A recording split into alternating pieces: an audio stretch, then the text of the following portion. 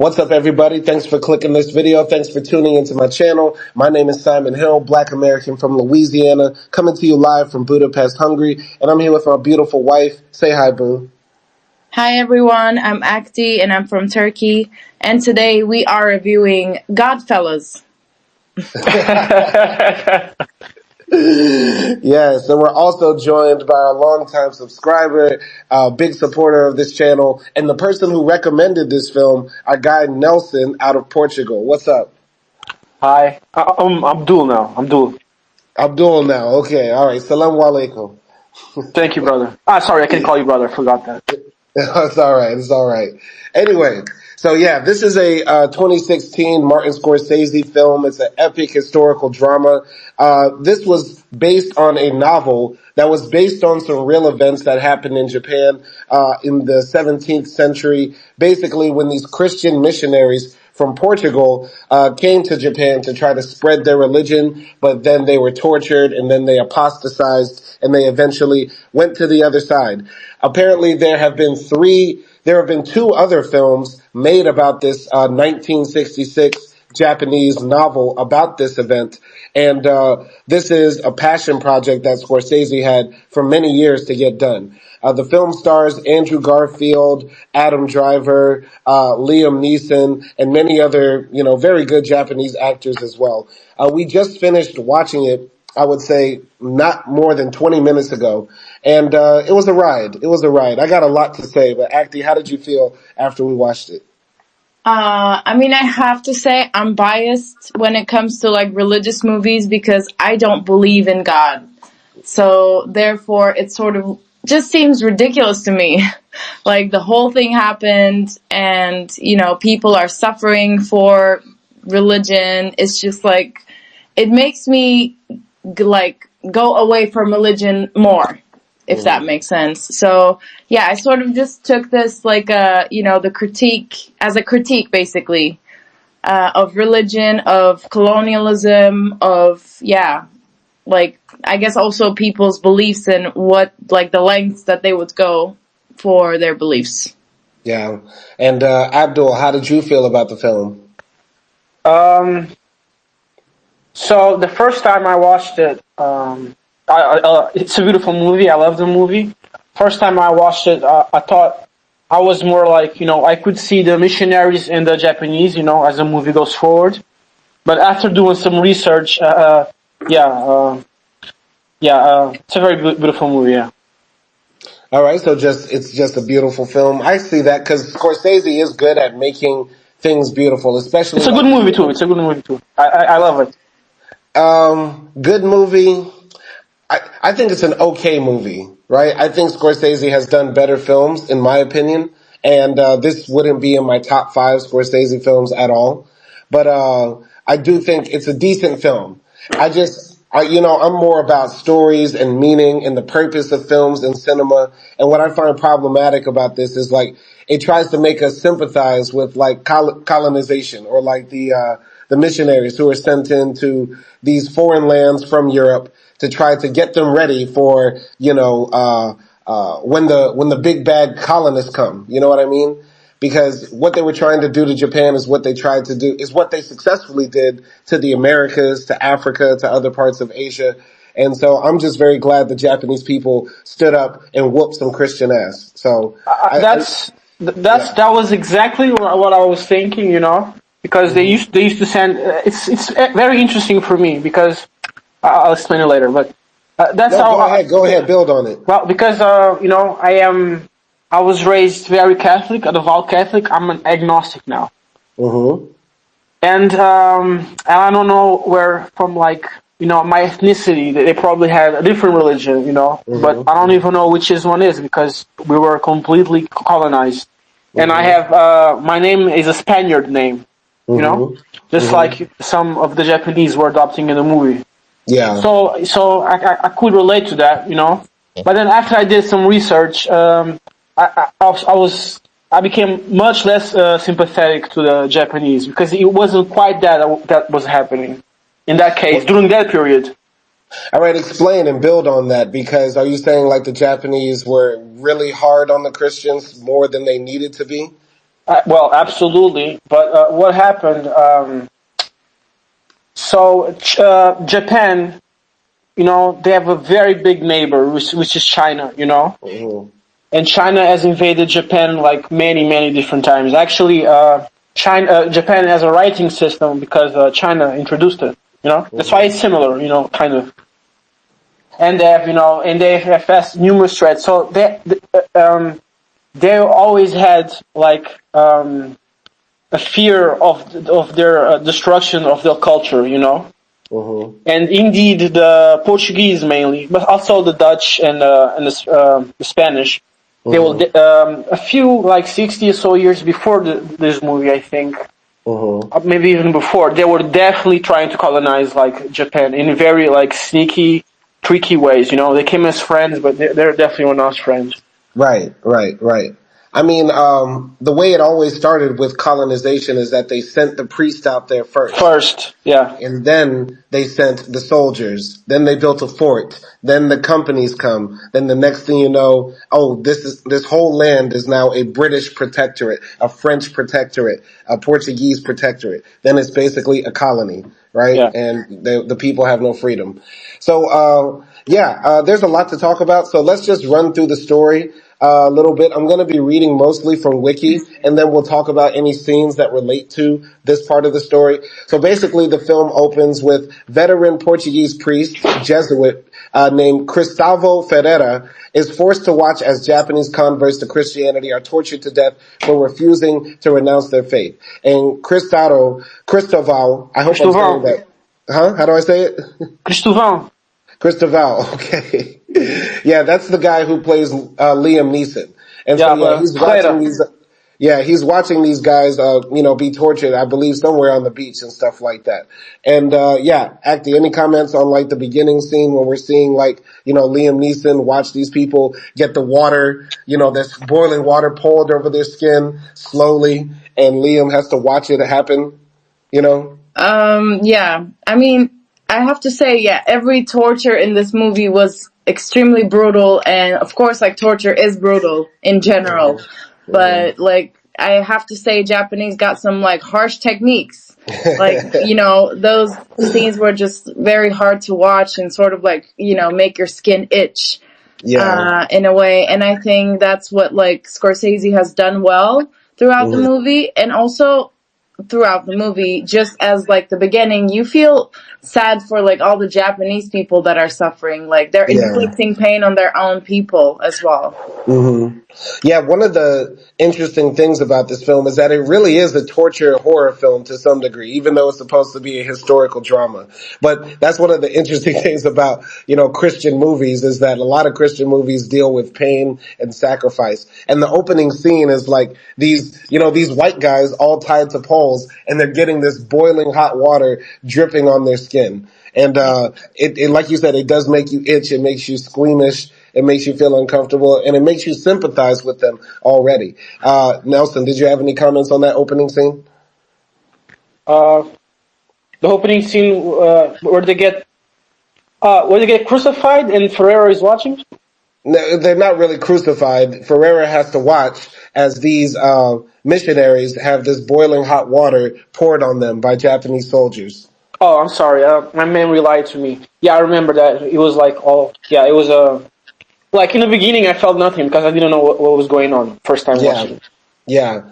The thing is that these people were asking to be tortured, right? So what this film jumps back in time a bit when it opens up, like, cause this film takes place over decades, in fact, entire lifetimes.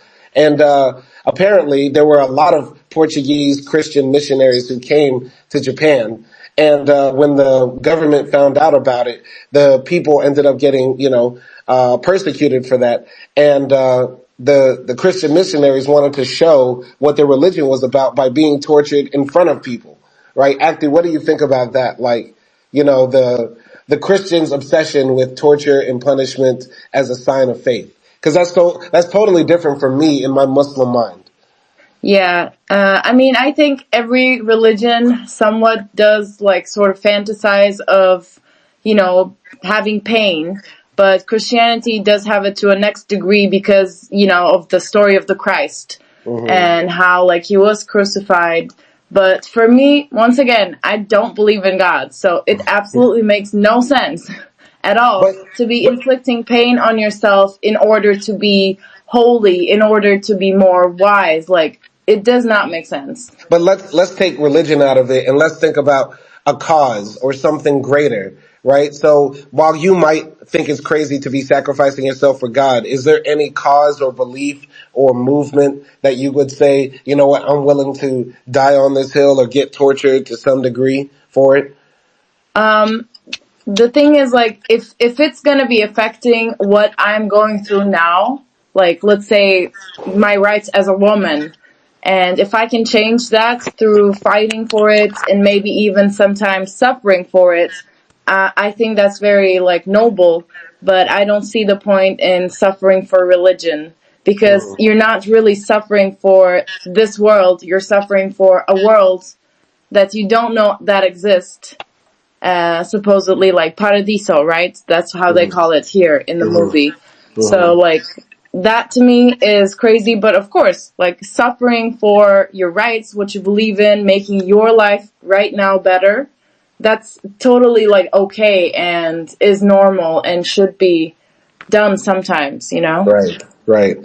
Nelson or Abdul, what do you think about that? Like how the Christians are obsessed with, self-torture or going through punishment for the greater purpose of serving God? Well, I think it's fine. It's a good thing to embrace suffering. It never leaves you, so I guess you gotta learn to love it sometimes. Right, right. It's a central part of Christianity. But when I'm watching this movie, I feel like a lot of Muslims might watch this movie and be like, "Why didn't they just do jihad? Like, why did they just why did they just do jihad in Japan?" Because Something like that happened, and it's more or less, it's not really more or less really like holy war or something, but something more or less something like that happened, and that's why preceding the movie, that's why they're going so hard on them, kind of. right, right. I'll explain later, maybe. I think there's a lot of historical context that probably is lost in this film because these guys are coming from Portugal, right? And Portugal was a part of the Muslim empire, the Moorish empire, right? All of Hispaniola, Spain, Portugal was conquered by the Muslims. And then only about 200 years before when this movie takes place, they viciously kicked out all the Muslims and the Jews and anybody who tried to hold on to the religion. When the Christians took back the peninsula, they were tortured and beaten. And yeah, that's when we had the Spanish Inquisition. They were traveling everywhere trying to find out who's Jewish, who's Muslim and who's not, and stuff like that. So like, while we're watching this film, these guys are like, religious zealots to some degree because they're still trying to, take back the world from the evil Mohammedans, right? And stuff like that. But, you said, yeah, go ahead. No, sorry, I was just, like, admiring what you were saying. Yeah. But, I don't know. Abdul, tell me if I'm wrong. Like, wasn't Portugal conquered by, like, the Muslims for hundreds of years? Yeah, the area I'm living now, it used to be a Muslim area, and my name is Moreno, which came for Moors, Moreno, which is a Spaniard name now. Yeah. Right. So, let's move forward in the story. So basically what happens next, after we see that scene of Liam Neeson watching these guys get tortured and stuff like that, we're shot forward to a few years later, and it's at St. Paul's College in Macau, in China, I believe. Yeah, an Italian Jesuit priest, Alessandro Valignano, receives news that Ferreira renounced his faith in Japan. In disbelief, Ferreira's Portuguese pupils, the young Jesuit priests Sebastião Rodrigues and Francisco Garupe, set off to find him, guided by Kichijiro, a fisherman stranded in Macau. Kichijiro is seeking redemption, as he renounced his faith to save himself while the rest of his family was put to death. So yeah, in those scenes, we see, Adam Driver and Andrew Garfield, who apparently played Spider-Man, but I totally missed that. I didn't know he was Spider-Man. But, yeah, we're introduced to the two guys who are sort of like the main characters of this film. And, basically they're on this journey to try to find out what happened to the priests that sort of brought them into Christianity, and also to continue to spread Christianity in Japan. Reading Wiki now, I just now realized they were in Macau, which is in China, which shows that the colonization was actually working, which shows like they were a part. Like, there's no way somebody could watch this film and say they don't know that they're a part of colonization or they're just following their faith. Like, they know what they're doing. But, Akdi, any comments on those scenes?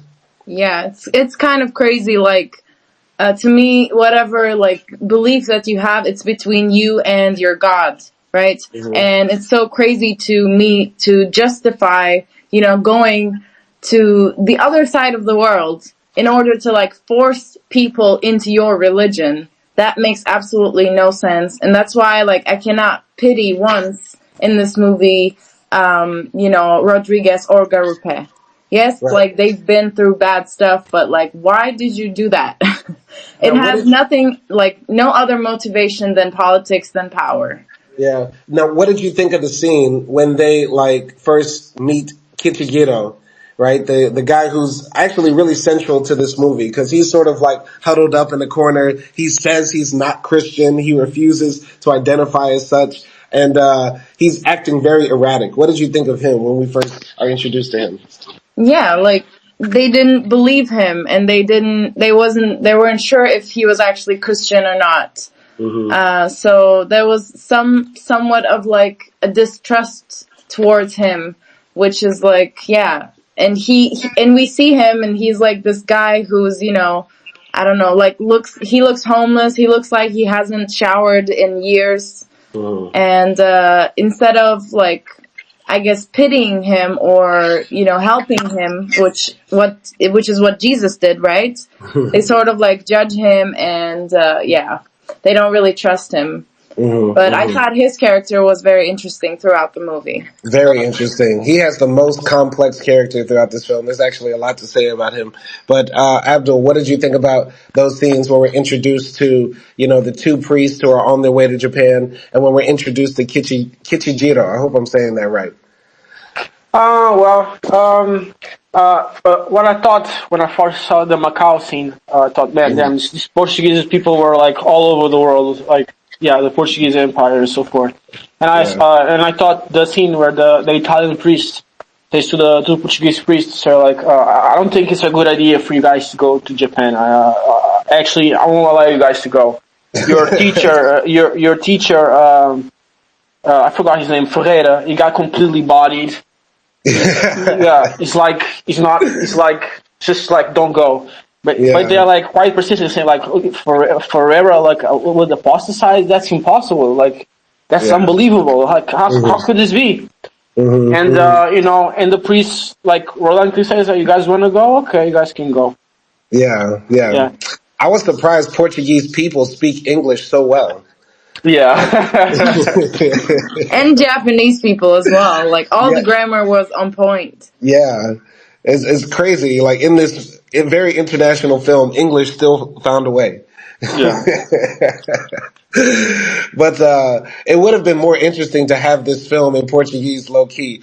Could you imagine like some good Portuguese actors doing these roles, Abdul? Yeah, for sure.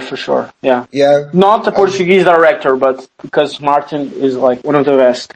Yeah. But yeah. We just have Martin Scorsese directing with some good ass Portuguese actors who will bring that flair.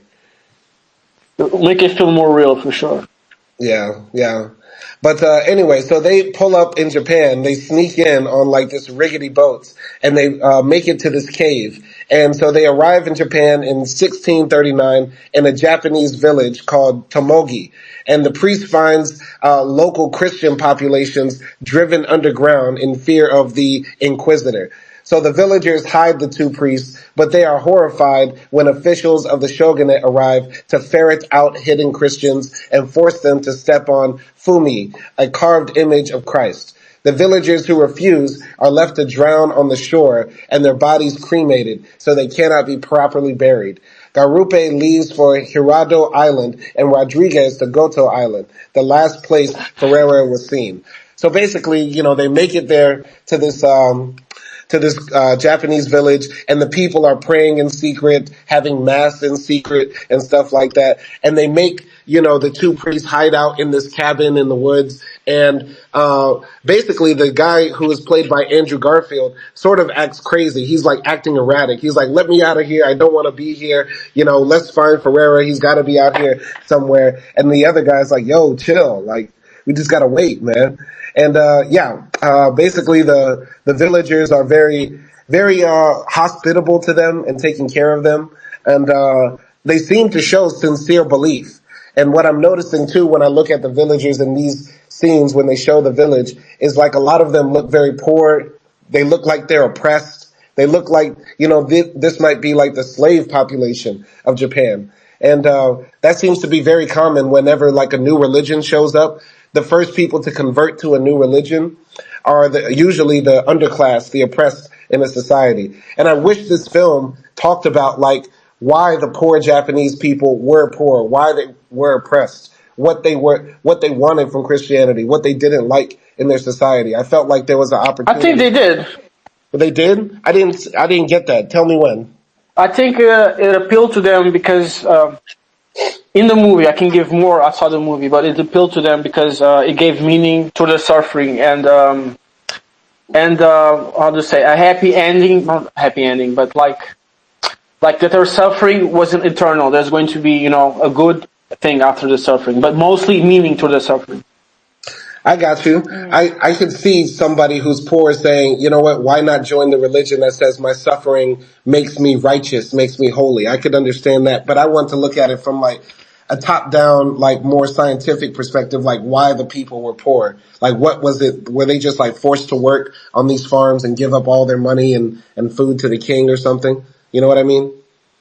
Yeah. I mean, if you think about it, maybe there must have been something instinct about like Christianity compared to Buddhism that like they didn't find in Buddhism, because if you think about it, Buddhism is like somewhat of a very peaceful religion, right? It doesn't have that much suffering, and it's more about like self-control.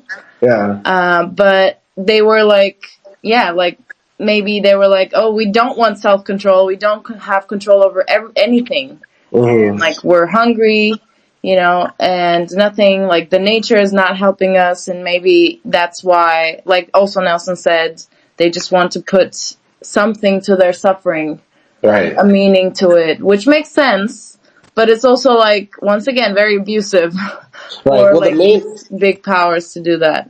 Well, the main idea about Buddhism is that you should not have a desire for anything in this world, because if you desire anything, you will suffer. So you cannot love life, you cannot love your material things, you cannot love your family, etc., right?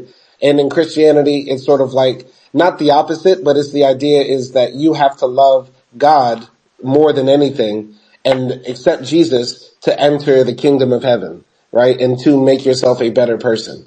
Those are kind of two different philosophies. So it might be hard for somebody who literally has nothing to say, how can I not value anything? Like what you said, Akdi, I'm poor, I don't have a house, life is a struggle, right? Yeah. You get what I'm saying? Yeah. And I don't know, like when I saw these scenes where like they were in the village, every like Japanese person in this village saw those like priests, like, I don't know, like they were Jesus or something, They were so almost like in love with their presence, so appreciative of them. And I think that sort of played up to the Padres' ego a little bit. Yeah. And I feel like they were both seeing themselves like Jesus as well. Yeah, I mean, that does happen later, right? Like, the guy who's played by Andrew Garfield, he looks into the river and sees Jesus in his face. And I think one of the underlying things in this film is like, they are spreading white supremacy because they're spreading images of white Jesus. Like they explicitly come with the picture of the not blonde hair, blue eyed Jesus, but it ain't Jesus with the afro. It ain't Jesus. It ain't the Jesus that looks like Nelson Moreno. You feel me? Yeah. And also I realized like how materialistic Catholicism is. Like, there's always these symbols. You need crosses. I don't know, you need the priest, but I don't know, at least like in Turkey, or from what I've seen of Islam, you don't really need anything. Like, it's like if you don't have water, you can like take abdest with, dirt. Or if you don't have a mosque, you can just like pray wherever. I don't know. It's like very materialistic. Yeah, yeah. Nelson, any comments on those scenes? Yeah, I thought it was very cool scenes, very tense because you weren't sure who we could trust, Especially that I forgot his name, Kijimiro, Kichijiro. Kisijiro. Yeah, he did look kind of shady, yeah, but then very quickly we know why, because his family was executed. I like the scenes where they like remained, where they like where there's like this oppressed, like hidden community where they like got like they had to hide beneath the floors and so forth. And the elders of the village were tremendously courageous and brave. I thought it was very beautiful too. Right, right. As a Black American, right, like our religion was taken away from us when we were brought to America. So when I'm looking at this story of these Japanese people praying in secret and hiding in secret their religious beliefs and practices, I sympathize with that because, like, in our story, right, many people were Muslim when they were taken from Africa, and they still tried to have Juma on Friday in secret. Many people wanted to practice their indigenous African religious practices, and that's how we ended up with voodoo and Khotan and many other like practices and stuff like that. So it's like, when I'm watching this, I sympathize with it, but also at the same time, I hate it because I'm like, y'all are the coons. It's different. Y'all are not forced to not practice your religion. Y'all are buying into the white man's religion he's bringing into y'all that will eventually like take over your country. So like, not necessarily, especially in Japan in that area. I can give you more context before, so you understand more what's happening. Drop knowledge, because when I'm looking at these Japanese people, I'm feeling like y'all are some coons. Y'all just see some blonde hair, blue eyed white people show up, and y'all are like, please give me religion. Well, first, a bit of an early spoiler, I guess. One thing that happens when with religions is that when one religion enters in contact with another religion, the native religion per se, like they absorb things, That's why, like, they have the person who wrote the book, is a descendant of these secret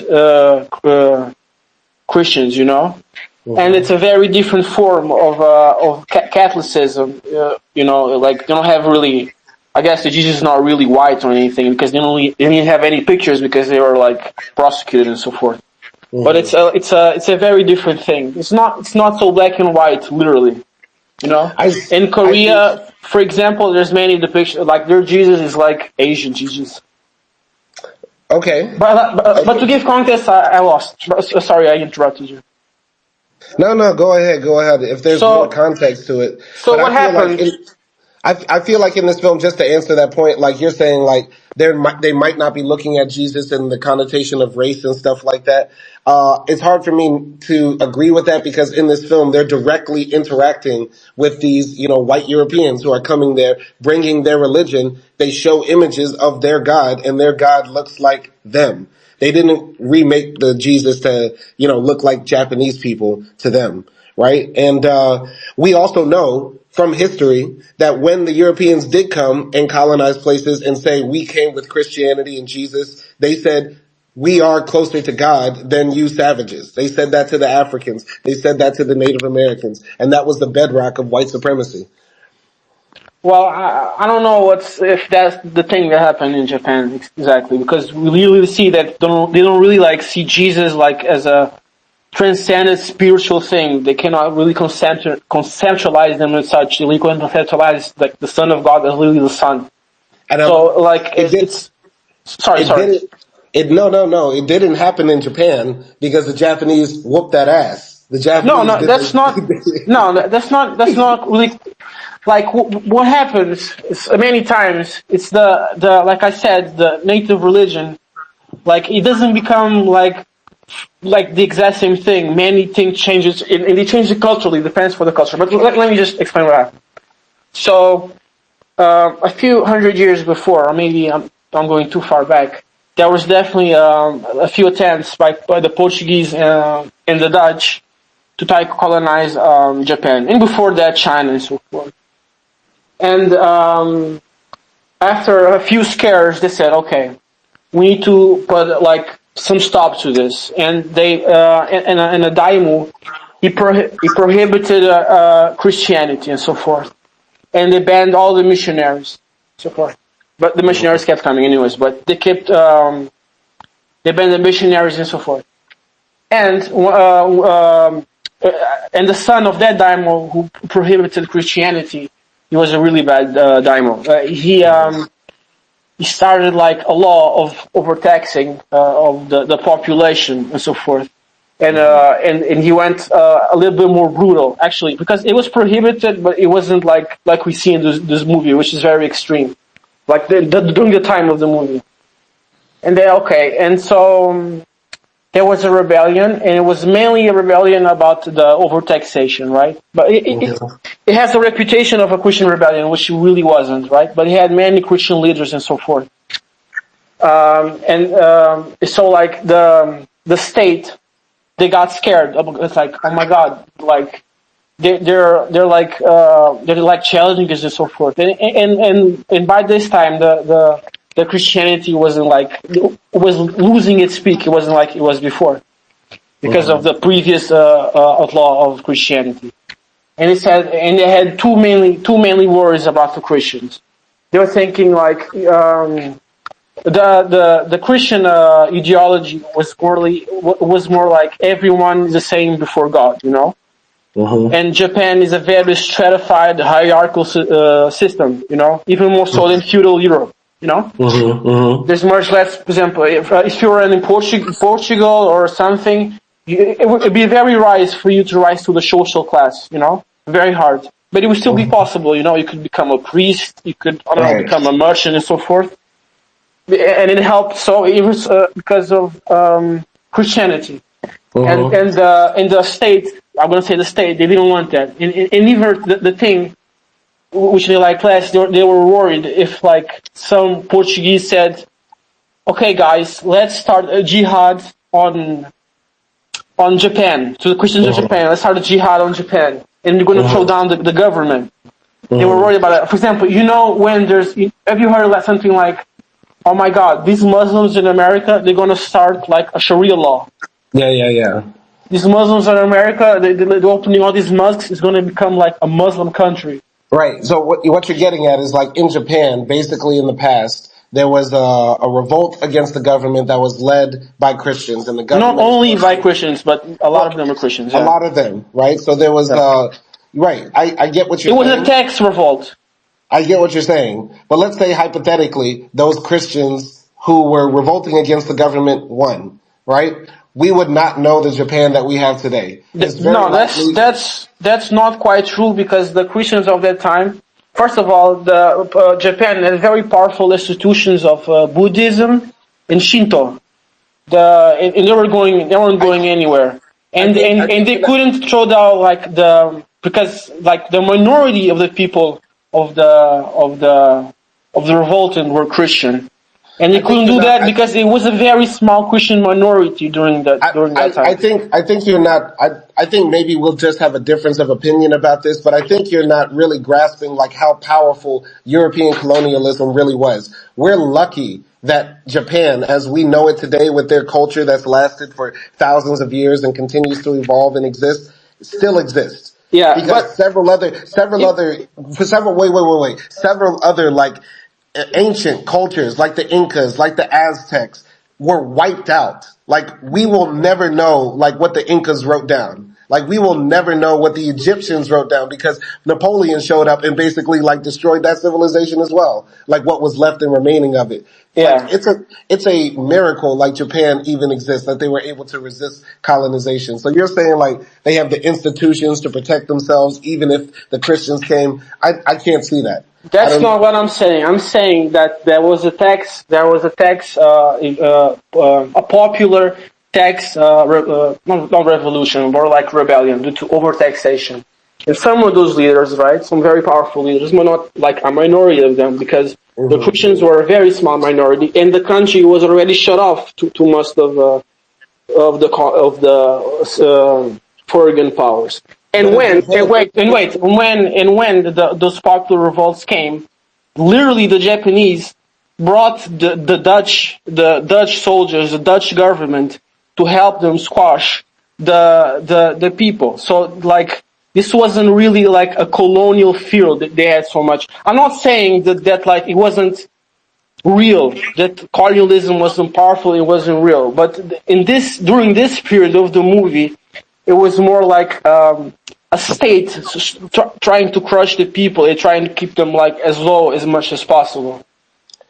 I get what you're saying. I just because if it was like, oh my God, these Christians, they come here, they're going to colonize that little thing. First of all, it wasn't possible because they were a very small minority, and they literally they brought colonialists to crush down and brought down their own people. I mean, that's how it works. That's how colonialism always works. They have people on the inside working to go with the new system that comes. But Francisco Pizarro was like, Pizarro showed up to take down the Incas, and he was only with like 300 Spaniards. You made us watch that film, Aguirre, Wrath of God, and there were like 5 white guys who basically conquered Peru. And the same thing happened in Mexico. It was like 10 white guys showed up and brought down the Aztec Empire.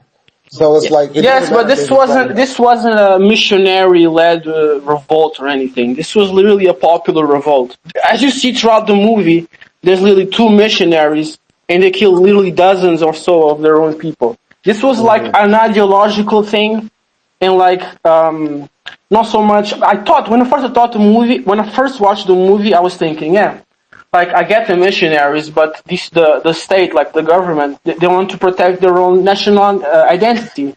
They want to protect their culture, their religion, their independence.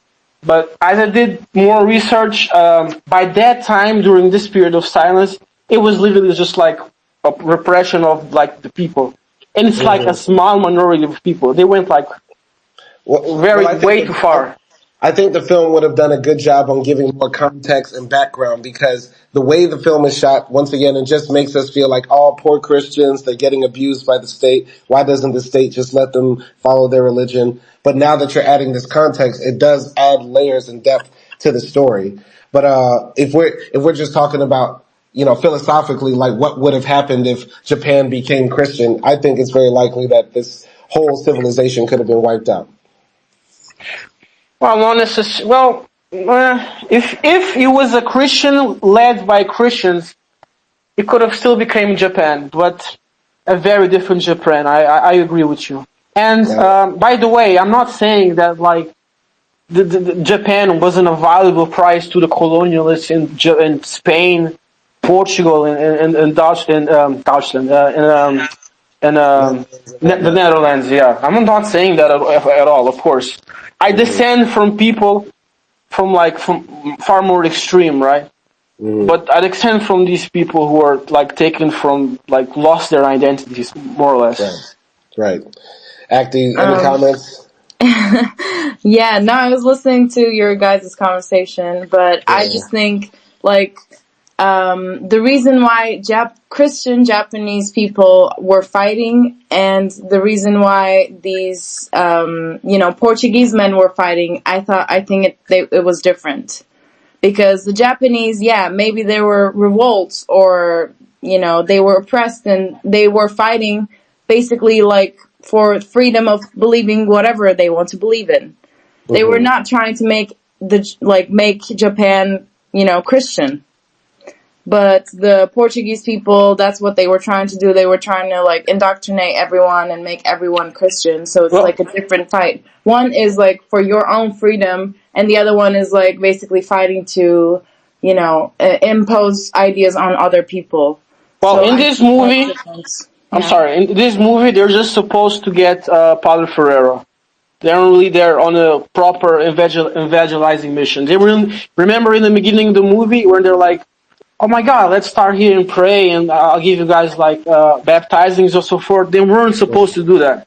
Mm-hmm. Yeah, but I mean, I think they were expecting some people that would find them, like some Christians would find them, and yeah, they would like somewhat help them find Ferreira.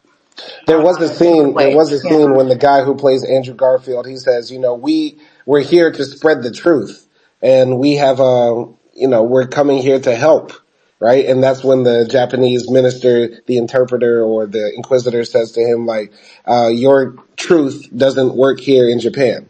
Right, so they did come there on a mission to some degree. They might have been there for Ferreira, but it was also to continue the mission of spreading Christianity in Japan. Yeah, but also going back to what you said, Simon, like, yeah, you sympathize with them, but you also maybe think that they are coons. Mm-hmm. But I think, like, you have to think of that time's state. Mm-hmm. There wasn't social media. There wasn't, like, no one knew about each other at Mm-hmm. that time. And, yeah. And especially, like, if you're living in a freaking mountain in Japan. Yeah. Right? You don't know about anything. And I can understand the fascination and somewhat of a relief that comes with, it's exotic for them. Like, the Mm-hmm. Portuguese people are exotic for these Japanese. Mm-hmm. So I get the fascination, and I think maybe they were like trying something because they didn't really have a lot working for them in life. Mm-hmm. But yeah, I just wish they didn't cling on it that much, Yeah. so that they were not like hung upside down Mm-hmm. for like a whole week. Yeah. Yeah. But in one of the scenes at the beginning of, not sort of like around the 30-minute mark, we hear Kichi Jiro's story. And Kichi Jiro basically had his whole family wiped out when he, stepped on the image of Jesus and he was saved. But the rest of his family, I believe they didn't, and they were like burnt alive. And he has a lot of guilt about that for him. Any comments on that part of the story? Akdi, if you remember, when those people were lit on fire and Kichijiro had to watch that happen. Yeah. Once again, like all the killing and torture scenes are insanely brutal. I just have to point that out. But other than that, like Kichijiro in this movie is sort of like the proof why Christianity or religion doesn't make sense in general. Because it's like, okay, he did something very, like, not Sensical. very prideful, right? He Yeah. abandoned his family, he abandoned his beliefs, Mm-hmm. but he can ask for forgiveness and then just go back to the way things are, and even have chance to get into paradise Yeah. and all things like that. So it's sort of like, for me at least, it shows that this does not make sense. Like, you do Mm-hmm. bad things and bad things and bad things, and then you ask for forgiveness, and what's the point then? Yeah. Yeah. Abdul, any comments about Kichijiro? Oh yeah, just on this part of the movie where there's a flashback, I thought it was very very very sad. Because this type like this type of stuff still happens to this day. Like, not so much maybe with religion or so forth, but with other sorts of ideas, of Well, it's repression. happening right.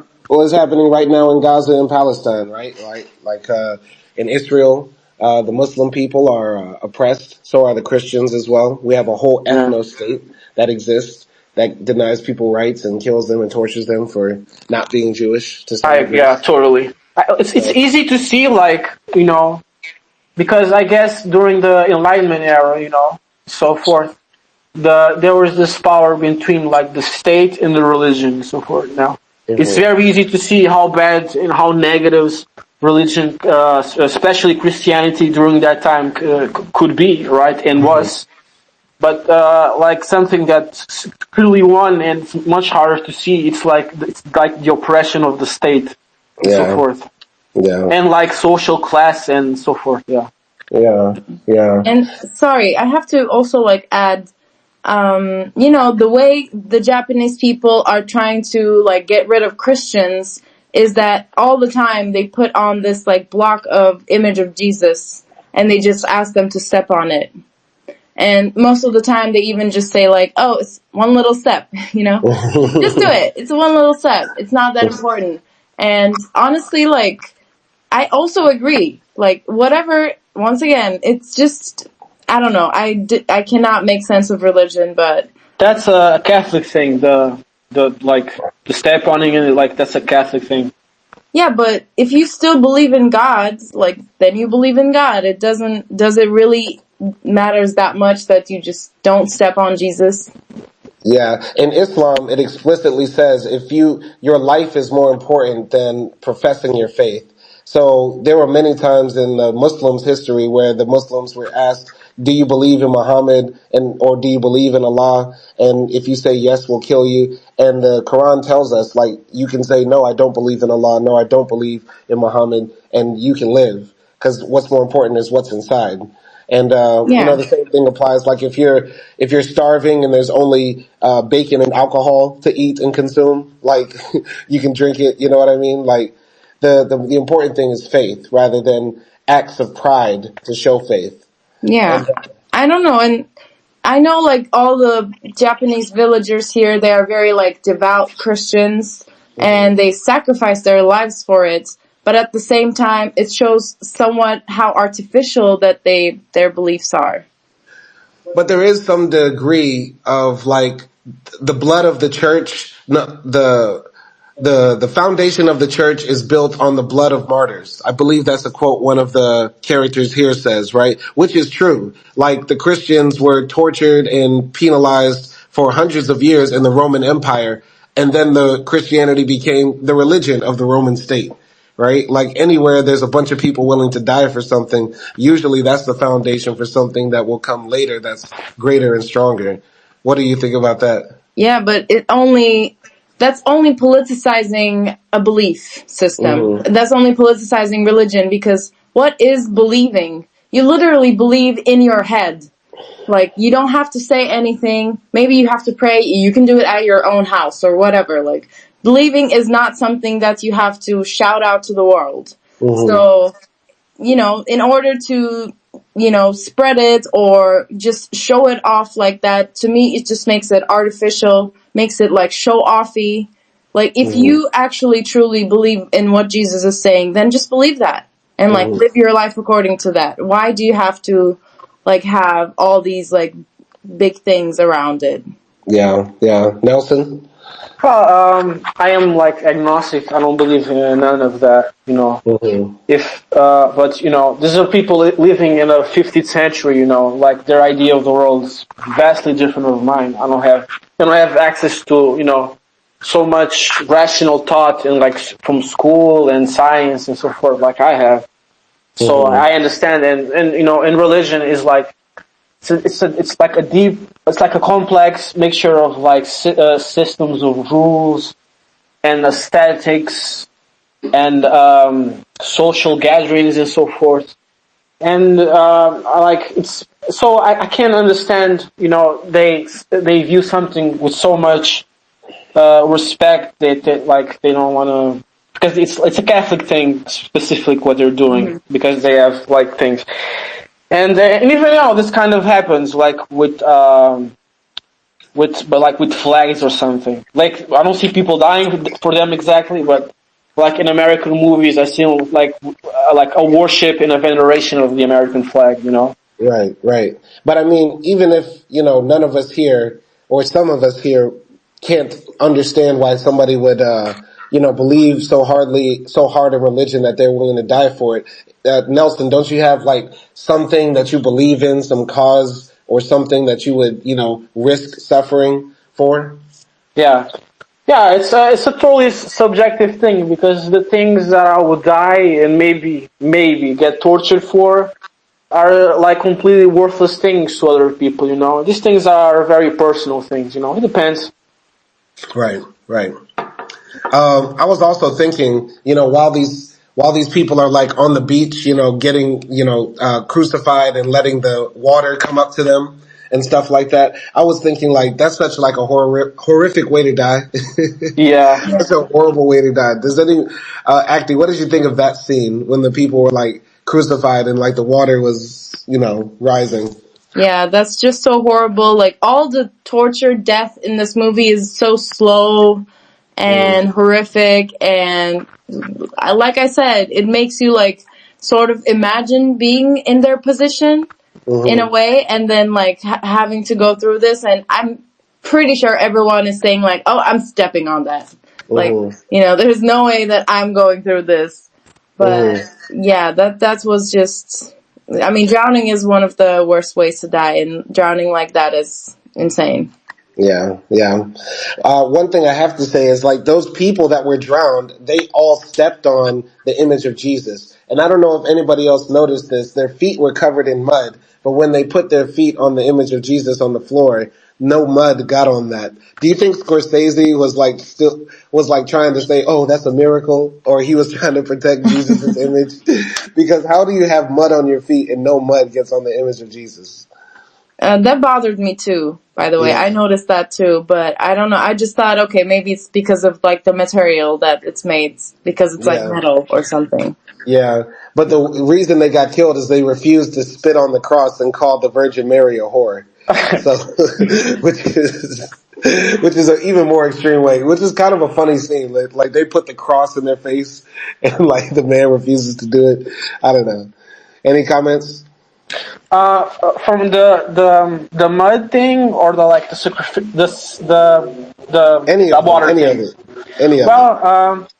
The mud thing, I don't know. There's some continuity errors I noticed throughout this movie. It just wasn't that. So I don't know what was that about. Yeah. I thought I had great admiration for the old guys. I guess because they're already old. They thought, okay, let's go die. We're gonna die anyways. So I thought they were very brave and courageous. Because they knew, like, a brutal death was coming for sure. And I thought their deaths was not only the cinematography, but the way they died. Yeah, it was very bad, very very brutal. But also, it was very beautiful. Also.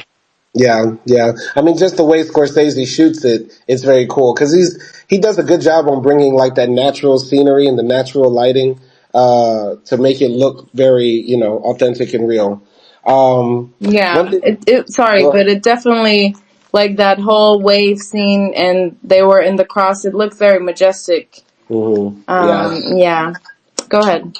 No, but taking 3 days to die, and the way they dispose of the body, like they burn it on the beach and then disseminate the bones into the sea, and to make sure nobody can, like, venerate the bones and turn them into saints. Like, the Japanese were just on another level. Like, I have so much appreciation for Japan after watching this film, because, like, the way they do things are so thorough.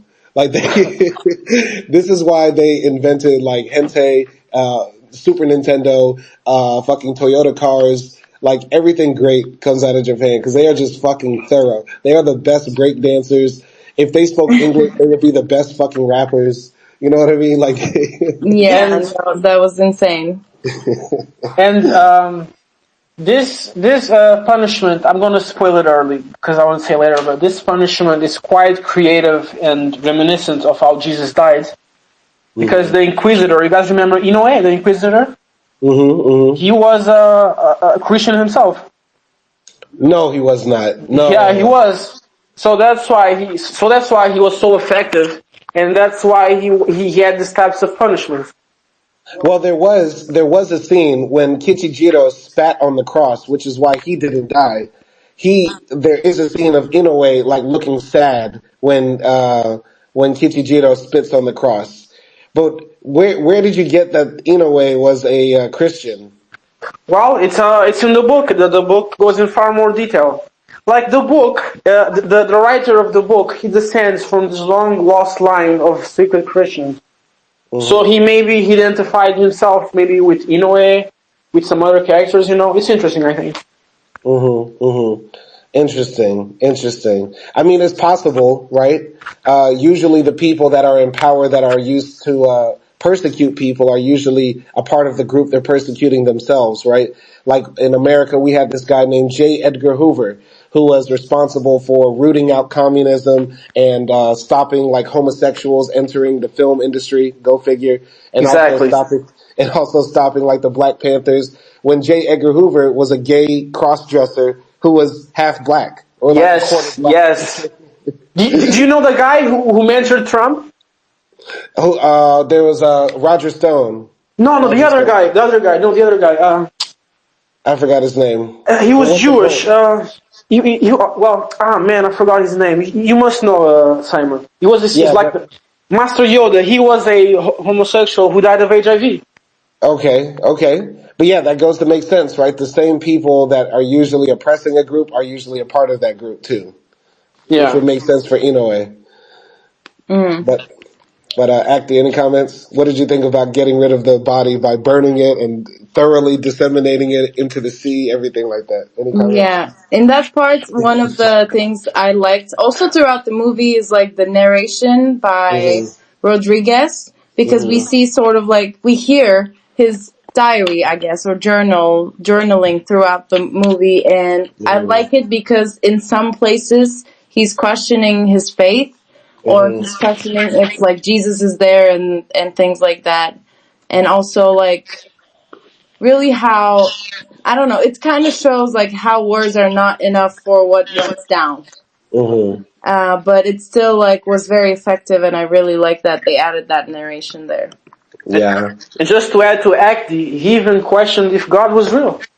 Mm. Yeah, yeah, Yeah, this film is a good exploration of like faith and what it means to suffer in faith and truly believe in your faith. And if you're going on a missionary mission, to a hostile place, you really got to have deep faith. But I think what the main character, the guy who's played by Andrew Garfield, he had more pride than faith, right? And I think that's sort of broken down at the end, where he sort of is like, I will suffer and go through all of this because Jesus went through it too, and I am no different than Jesus. We should aspire to be like Jesus as Christians. And it sort of became a more of a pride thing than having faith, which yeah. is why often throughout the film he questions why God is abandoning him. But go ahead. I also think he was aware of it because Mm-hmm. I just like remembered when when he arrived to Goto, or like the place that he was supposed to go Mm-hmm. after those people died. Yeah, he was like there in this, basically trashed out village, and Mm-hmm. there in his diary he said, "What have I done for Christ? What have I did for Christ? What am I Mm-hmm. doing for Christ? What will I do for Christ?" Mm-hmm. So it's Mm-hmm. like it's sort of saying like, what have I done? I regret some of the things I've done for Christ Mm-hmm. because I've let people die because of me. What am I doing? Also, like, where the fuck am I? Like, I'm in the middle of Japan, came all the way because of God and Jesus and everything. And then Mm-hmm. also, like, what will I do? He's saying basically, I will keep on doing it. Yeah. I just want to add before we go forward. I'm really sorry. I'm just interrupting so much. I just want to add that one of the there was two priests, Sebastian, I forgot his last name, Andrew Garfield and Adam Driver. The Mm-hmm. Adam Driver character, I don't know if you guys noticed this. I noticed it in my second watch. He was far less respectful of the Japanese that Mm-hmm. Andrew was. Andrew was like far more, not, he still had his faults, of course, but he was like far more accommodating, far Mm-hmm. more patient, far more let go. But Adam Driver was far more strict. He'd say, "No, you guys, they're not understanding. This is how it's supposed to be. They're not understanding this right," and so forth. Right. Yeah, there was a scene when Andrew is like handing out crosses and rosary beads to the Japanese people, and in his diary, he's narrating in the film. He says, "I sometimes think that the Japanese people care more about the relics than they do the actual faith." You know what I mean? And I think that sort of goes to like what you're saying, because in the film also they say like the other guy, Adam Driver, he never learned the language. He never was respectful to the Japanese and stuff like that. Or they might have been talking about another priest. It's another piece, Cabral. Oh, that was another priest. Well, either Yeah. way, that would make sense, because these Christians that are coming here are inherently chauvinistic. They believe that their religion is better, their faith is better, their culture is better. So of course they're going to look down on the Japanese language and society and stuff like that, right? Exactly. I would say missionaries do that today. Like earlier this year, Akdi and I reviewed another film about another missionary, Renee Bach, this woman who went to Africa and was doing like medical experiments on children, right? That you have to be a chauvinist to think that. Like you can just come to Africa and just be a doctor because you're white and a missionary, right? Yeah, And It's this is Ryan narcissism. Bach's favorite movie. what'd you Sorry. say? It's narcissism It's narcissism and and Akdi, what did you say? ethnocentrism, something like that. Yeah. I said this is Ryan Bach's favorite movie, and Oh she yeah. cries like the whole movie when she watches this. And she's so proud of Andrew Garfield and Adam Driver. They're so mean to the Christians.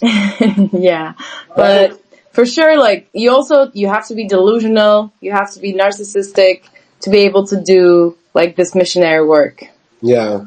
Are missionaries like the worst people, just general?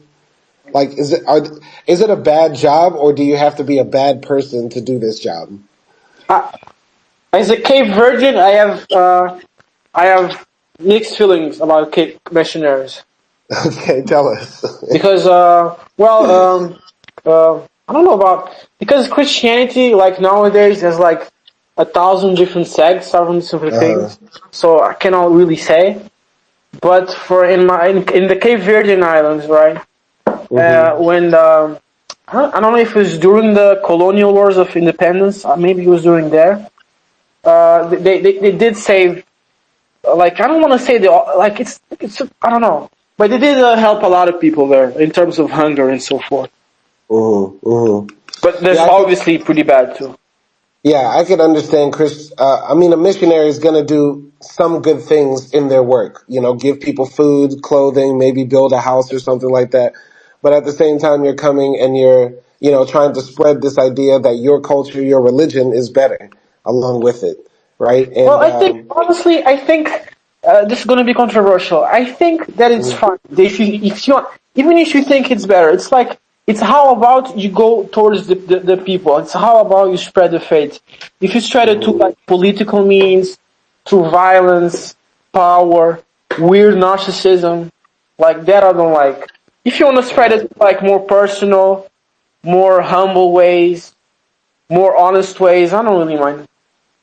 It's about how Yeah, you do but it, I guess. I think like the thing is like the motivation behind their help, I don't think it's right because they're helping those people because they want those people to see missionaries like angels. Oh, they've come and helped us and they gave us food. Yeah, that's great. They're helping people, but they're also like manipulating people, they're using people, and I just think in general missionary work is like puppetry. They are like, puppets of a broader scheme. and And, no one asked for you. No yeah. one asked for this, and why are you here? Yeah, it might have been different way in the past because there wasn't like globalization, but the way it is now in this world, American missionaries will go to a place like the Congo, right, to try to feed the children and build the houses. Meanwhile, America in and of itself rapes Congo for all of its minerals and gold and diamonds and all that sort of stuff. It's like we take more from the third world than we actually give back. So the Christian missionaries are just doing like cultural chauvinism when they go there, You, not actually making any substantial change to change how the dynamics work. you guys watch 90 Day Fiance? Yeah, love it. Yeah, for me it's like this. Some missionaries are like Big Ed, you know? Yeah, you know what I'm saying? Wow. Some Yeah, missionaries go to Big Ed to go to another land. I'm so much better than you. I'm doing you a favor. I'm giving yeah, you a visa. Can't you understand it? You yeah, poor, dirty little Thai.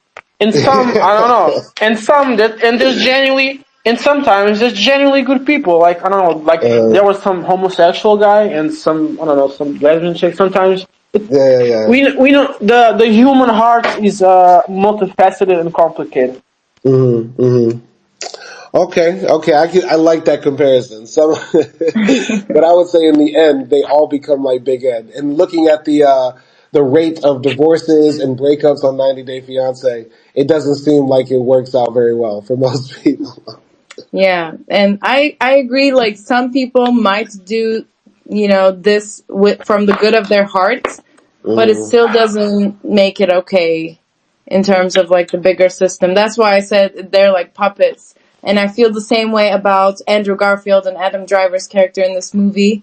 They are guys who actually truly believe, have strong faith.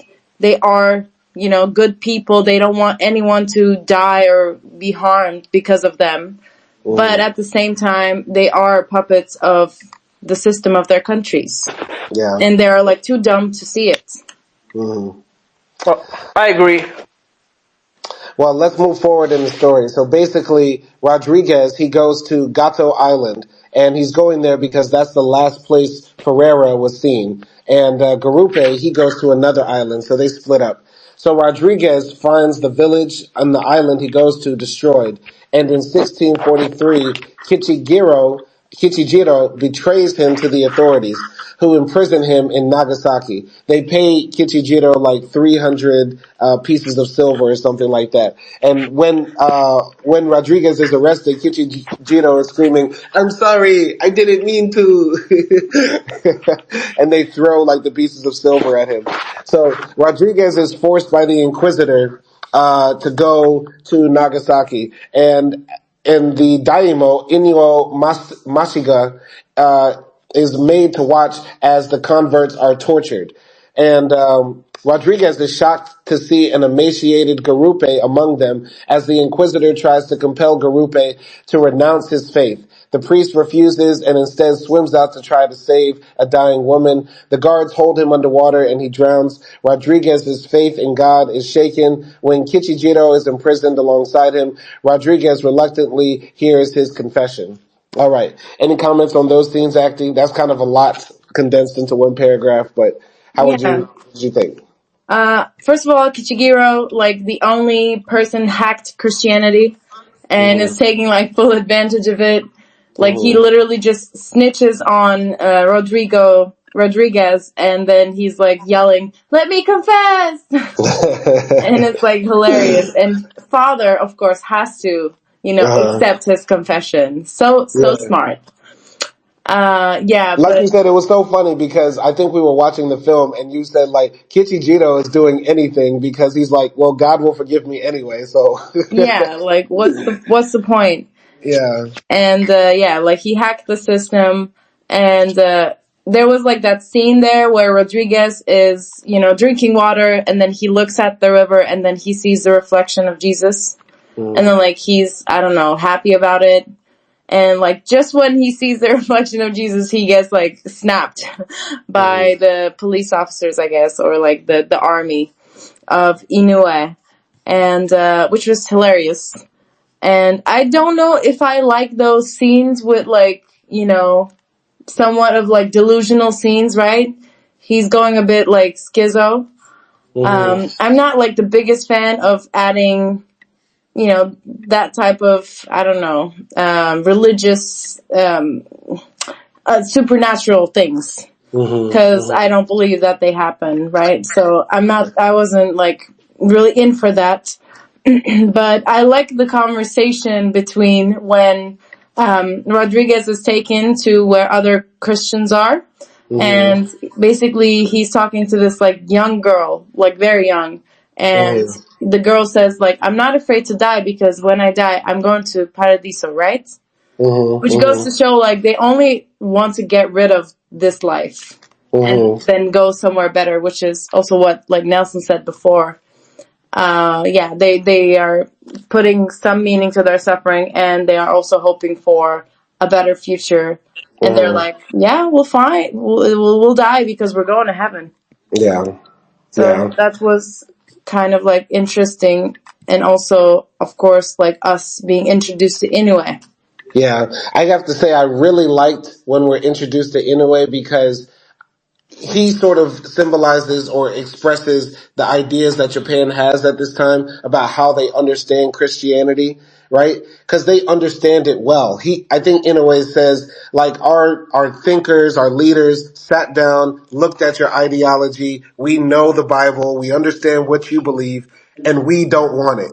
We're not acting like savages here. We're not acting like monsters or people who can't comprehend. We read your book. Get the fuck out. Yeah. No, I loved Inoue as well. He was Yes. like, I know what you are. Like, I see through you. Uh-huh. You can't fool me like you are fooling these poor Japanese people. I'm not Yeah. poor. I Mhm. don't buy your bullshit. Mhm. So Mhm. yeah, I loved him. And he was so smart and funny. Yeah. Obviously, like, he's a bad character in the movie because he, tortures everyone. Yeah. But in terms of, like, his ideology, I loved it. He also had a very funny voice too. I really liked his voice. But and the actor who played him did him really well, right? But Nelson, what did you think about Inoue and, like, when Andrew was taken? I'm calling him Andrew. Fuck it, I'm gonna call him Andrew. when Rodriguez. Yeah, when Rodriguez is taken, you know what I mean? You're on mute, by the way. Okay, I don't. Maybe Nelson, he's Sorry, I'm getting. back. yeah, Oh. yeah, you gotta unmute. Yeah.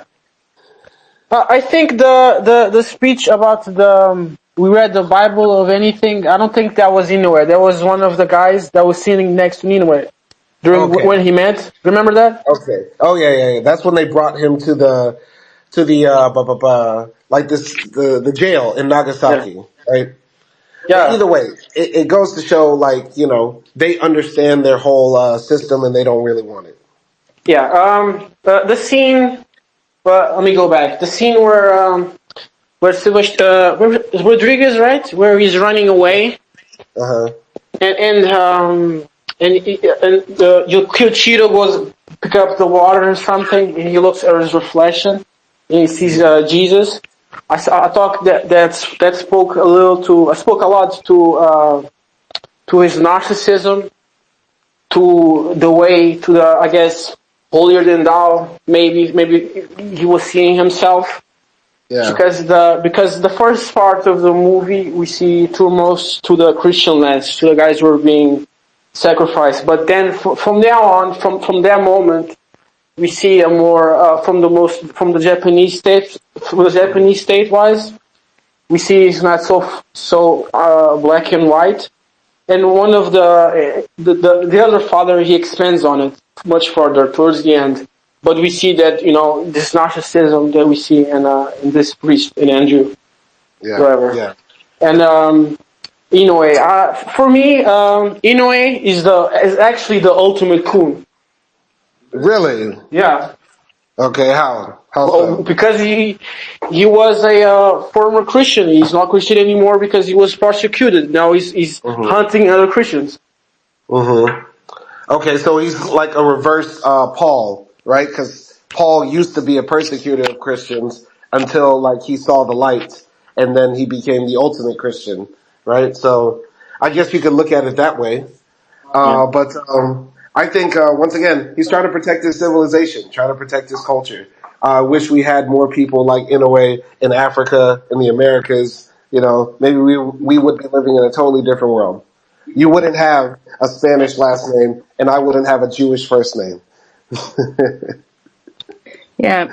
Also, I have a question for you guys. Because most of the time, Rodriguez is, like, being blamed that he's not a good priest and he's not a good person. Mhm. Because all he has to do is deny his faith, and then everyone else is safe. Mhm. And I feel like, okay, this is how I can twist Christianity. If he, gives up his faith in, verbalize it for other people to have their faith and also live as well, because honestly, like, also at the end of the movie, they're not really doing anything to Japanese Christians. Like, at the end of the movie, I'm spoiling it, but, Inoue says, those people in the mountains, they're still Christians. Yeah. So it feels like they just don't want Christianity to be the power of white people in Japan. But Mhm. they're not, like, exactly opposed to Japanese, like, a couple of Japanese people believing in Christianity. So, Right. like, he could have sacrificed his faith for those people's lives, and that would have been the ultimate sacrifice. Yeah, that would have actually, helped Christianity flourish in Japan to some degree. Because Inoue says, if we keep killing the Christians and the priests, the people will think that makes their religion stronger, right? And I think one of the one of the motivating reasons for the poor people here to like refuse to denounce Christianity is because when you're powerless, the ability to say no to something to people that are more powerful than you is a type of power in and of itself. What do you think about that, Akdi? Yeah, that's definitely true. But also, like, okay, I feel that you feel powerful to saying, like, no to a Japanese authority, but Mhm. how powerful would you feel if you said no to Europeans? Right. No? Right. That's another thing, right? But in this case, the Europeans are coming in a weakened state. They're sending their missionaries. It's the first round of colonization, right? So they're sending their frail little white boys. Hey, we're just coming to talk about Jesus. So they're whooping that ass, right? So saying no to them is not a big deal. Okay, but do you think, like, Rodriguez is actually, like, a bad person for not doing that uh, sacrifice? I think so. Yes. I think so, Okay. yes. I think that's one of the major questions of this film. It's like, going through your own personal suffering is your choice, but allowing other people to suffer because of your choices, is that morally right? And I would always say no, right? Even if those people saying no, don't denounce the faith, keep on to the faith, let us suffer, letting other people suffer because of your own pride, right? I don't think that's right. Yeah, I agree. I just was curious about your opinion. Right, right. But, Abdul, Nelson, any comments on that? I'm sorry, could just Acne repeat the first question? Yeah, Little? like, Rodriguez could have, given up his faith in order to save other people. And he didn't do that, and that would have been the ultimate sacrifice. So is he a bad person for not doing that? Oh, I don't think so. Like, imagine, like, you're on the street, right? And somebody says, kiss my feet or I'm gonna shoot this other guy. Like, in my mind, okay, I could kiss your feet and shoot the other guy, but it's you doing the shooting, okay? And like, what I'm doing is my own personal choice. You know what I'm saying, kind of? Or like, when a boyfriend or a girlfriend says, if you break up with me, I'm gonna kill myself. I would say, okay, do it, it's your choice. Mm-hmm. Yeah, but he is the person who introduced them to Christianity. Well, So, Christianity was there, right? By the time we see in the movie, they're already quite repressed. The peak was over, and the person who introduced Christianity there, they do mention him in the movie. I think his name was Saint Francisco. Did you guys remember that? Yeah, yeah. yeah. I I think mean, that was sorry. not him, but, like, his people were the ones that Well, introduced Christianity to these people. Therefore, they have this started the suffering. this that's no, I disagree because the suffering is being done actively by the state. They're not suffering because just simply because they're Christians or so forth. And But, like, I'm sorry, continue. no, no, I mean, that's a good point. You're saying, like, the state is punishing them. Rodriguez is not punishing them because Yeah, of his refusal to give it up. But that opens a very philosophical question. Like, there are powers sometimes that are done by other things, right? And we have the choice, to either try to stop it or to let it happen. And even though we might not be causing it, should we stop it, yeah, right? and, Uh, and Go ahead. Go ahead. I'm sorry. And for me, I guess I don't know. There's like for me, all of this is useless because a few years after this movie, Japan completely shut itself off to the world for I think Mm-hmm. 200 years or something. So Mm-hmm. for like so all of this to limit foreign influence, it was just useless because they shut themselves off in an even greater degree than like ultimately, and they could have, I don't know, they could have worked to some diplomatic agreements. They could have limited the number of missionaries and so forth. By the end of the movie, we see they have quite good control of who goes in and who goes out of the country. It was Right. like it was like it was like the state was very like scared Right, right. I'm not saying it wasn't like it's not unfounded fear. I'm not saying there weren't people trying to colonize Japan and so forth and great the influence, but the way they went about it just really doesn't make sense. The way who went about it, the Japanese or the Portuguese? The Portuguese for sure, but the Japanese, how they went do it, because the Christianity like they have in Japan is still survived.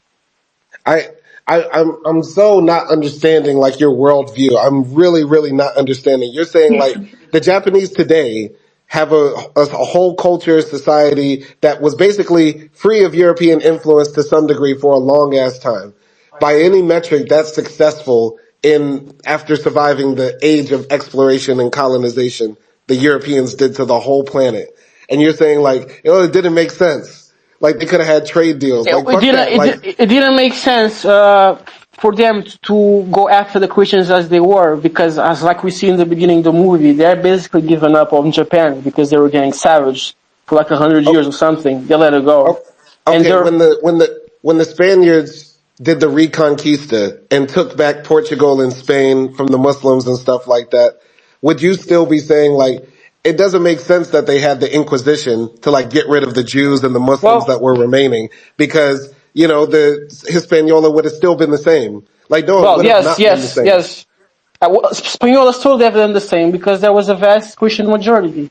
There was no need. They kicked out the Muslims and the Jews out of like anti-Semitism and Islamophobia and so forth. There was at least like there was no need to kick them out. And in the long term, it hurt them. I'm not saying about in Japan, but here in the peninsula, it definitely hurt the Portuguese and Spanish in the long term. How did it hurt them in the long term when they ended up becoming the richest empires almost in human history? Well, Right? because the Muslims and the Jews, they were like bankers. They were very integrated into society. They were Spanish and Muslim. They were Spanish and Portuguese. Yeah, but if you have all the money, you can always find bankers. Like I don't Well, think that's something that holds that much power for if you're the biggest, colonial power in the world. well, sure. If we go by terms of decades and maybe of decades, but if you go by centuries, a lot of culture, a lot of so forth went by because those people were Portuguese and those people were some things. For the project of taking back Hispaniola and making it Christian again. Oh, wait. Do you mean when they like during the Reconquista? Because Yes, after the that's what I was talking. Reconquista, there were still Muslims and a majority and Jews. But after There was not The majority. No, Inquisition there was was not. after. No, no, no. And when the Reconquista happened, they did not. There was not a majority of Muslims and Jews in I did not Hispaniola. say a majority of Muslims and Jews. Okay, there was a small amount of Jews. They were called the crypto Jews, and I'm pretty sure like the Muslims were still there hiding out too and stuff like that. But basically, Islam and Judaism were like wiped out from Hispaniola, and then they had hundreds of years of the Inquisition after. The same thing that the Japanese are doing in this film, the Christians were doing 10 times worse. Not only in Hispaniola, but they also brought that to the New World as well. The Inquisition went to all of the Spanish Empire and also to Brazil as well. So it's like I'm not understanding like you're saying like, oh, the Japanese, what they were doing wasn't making sense when it's sort of like the same thing the It Spanish wasn't did and the making Portuguese sense did. because they had two let's say in the objective of limiting foreign influence. By the time they're doing this, right? By the time they're doing this, foreign influence was already incredibly limited. They had vast control, and after this, the movie Hmm. they completely shut off. So if Hmm. the goal was to limit foreign influence, it was like what did they do? Well, it's about solidifying power. It's a little bit of foreign influence can be enough to destabilize the society. Well, like You, no, that's like this. That's their thinking. For example, when we let Muslims in Europe and so forth, and they say, well, uh, these people they don't really care about our laws and something. They care more about the Sharia law. Right, Yeah, but that we're not living. but what happens in but what actually happens is not as hypothetical. What actually happens, people still, even despite their religion, they keep very loyal to the state. But this is a different thing. In our modern day, we don't have these societies built on, let's create homogenous nation states, right? Like we're living, hopefully now, where a lot of our countries say multiculturalism, multi-religiousness can be tolerated and accepted. But for the project of Reconquista and Hispaniola, you cannot have a small minority of Muslims still remaining. You cannot have a small minority of Jews still remaining. Well, You have to. I think you can, because during the Muslim times, where it was during Muslim control, there was a significant Christian and Jewish minorities, and all they had to do was pay an extra tax. The Right. Reconquista happened because of the Vatican, and the Vatican they united, and all these European powers united to drove those people back. It wasn't because of inside spies or something, because during Muslims times, they lived in peace. But that was under the Moors. Under the Moors, yeah, But they the Moors, yeah. tolerated the Christians and the Jews and stuff like that because that was how their empire ran. They had the state in control and they were Muslims at the top, and then everybody else could sort of exist as long as you paid the tax, right? When the Christians came, they said, we're taking back all of this, and to purify our state, to make sure we mandate control, we cannot have the same state that was before. So they had to really eliminate all of the foreign influences. No more Jews, no more Muslims, anything like that. What we're watching here in Japan, because you gave all the background and influence, you said there was like this revolt that was happening against the state, and a lot of the Christians were involved in revolting against the state. The state is trying to re-solidify its power by getting rid of any semblance of there being something that could go against that power. That's what always happens, like when a state tries to say we're now the ones in charge. When the Americans like fought against the British and finally won, you cannot have a bunch of people still living in America saying we want the king back. No, those people gotta be arrested, put in jail, sent to Canada, something like that. That's what always happens in the Well, state. but that's not a good analogy, because these people, they were not allied to the Portuguese state or even the church. They were allied to their own interpretations of Christianity. So like the idea that perhaps the Catholic Church, but the idea that Portugal or Dutch or something would say, okay guys, attack. That was just would not happen. That could have happened if they had more missionaries, but that's easy. Just ban the missionaries and kill the missionaries, right? Or limit the number of them, or surveil what the missionaries are teaching. And during the Portuguese Reconquista, like to the Inquisition, it wasn't like straight. First of all, the Reconquista, it wasn't just like this 10-year thing. It took a long time to take down the whole of the peninsula, right? And a Right. lot of it also was because of the Moors. They were warring between each other. They weren't very united. So it was much more easier. And during that time, before the Reconquista, right? Because the Inquisition, right? So to have an Inquisition, there must have had, obviously, and there was, an integrated Jewish and Muslim minority, So it just wasn't like Reconquista, let's kick them all out or something. It was like Reconquista, took a long time. Then there was the formation of those countries, took a long time. And then after the reconquista of those countries, because I'm not sure why, they said, you know what, let's kick all these Jewish people out. Fuck them. They become Christian or they die. But they had to still solidify power, so you're agreeing with me. Akdi, do you have any comments? No. Maybe we can continue with the movie. Can I just make one more point? Sure. Because I think what you're trying to say, Nelson, is like, after the Reconquista, there were still Jews and stuff hanging around, and that didn't stop the project of re-Christianizing the peninsula. That's what you're trying to say, right? Well, no, because that's a bad analogy, because Japan was always Japan. Japan was never conquered by another power, so there was never like this thing of, let's put this back. The Christians there was always a minority, if I'm being honest. From run of research, right? A very kind of powerless minority. The real trouble they do was because of the revolution. And the revolution was mainly because of taxes. And the time. Sorry. No, let's just get this out the way because minorities are always a problem. That's going to be a funny clip somebody's going to take out of context one day. But minorities are always a problem. The Christians started as a minority, causing trouble for Rome, and then they eventually took over all of Rome. The Jews, somebody's going to clip this too. The Jews have always been a minority and considered a problem to a lot of people.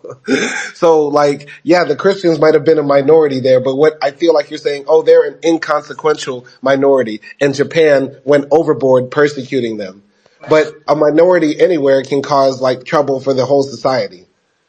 Well, sure, but the ways to deal with them is not necessarily massacre them in mass, right? It's not killing literally thousands of them. Like I said, there's many other ways they could have done it. Let me ask maybe you not. Maybe like I'm in the 21st century, right?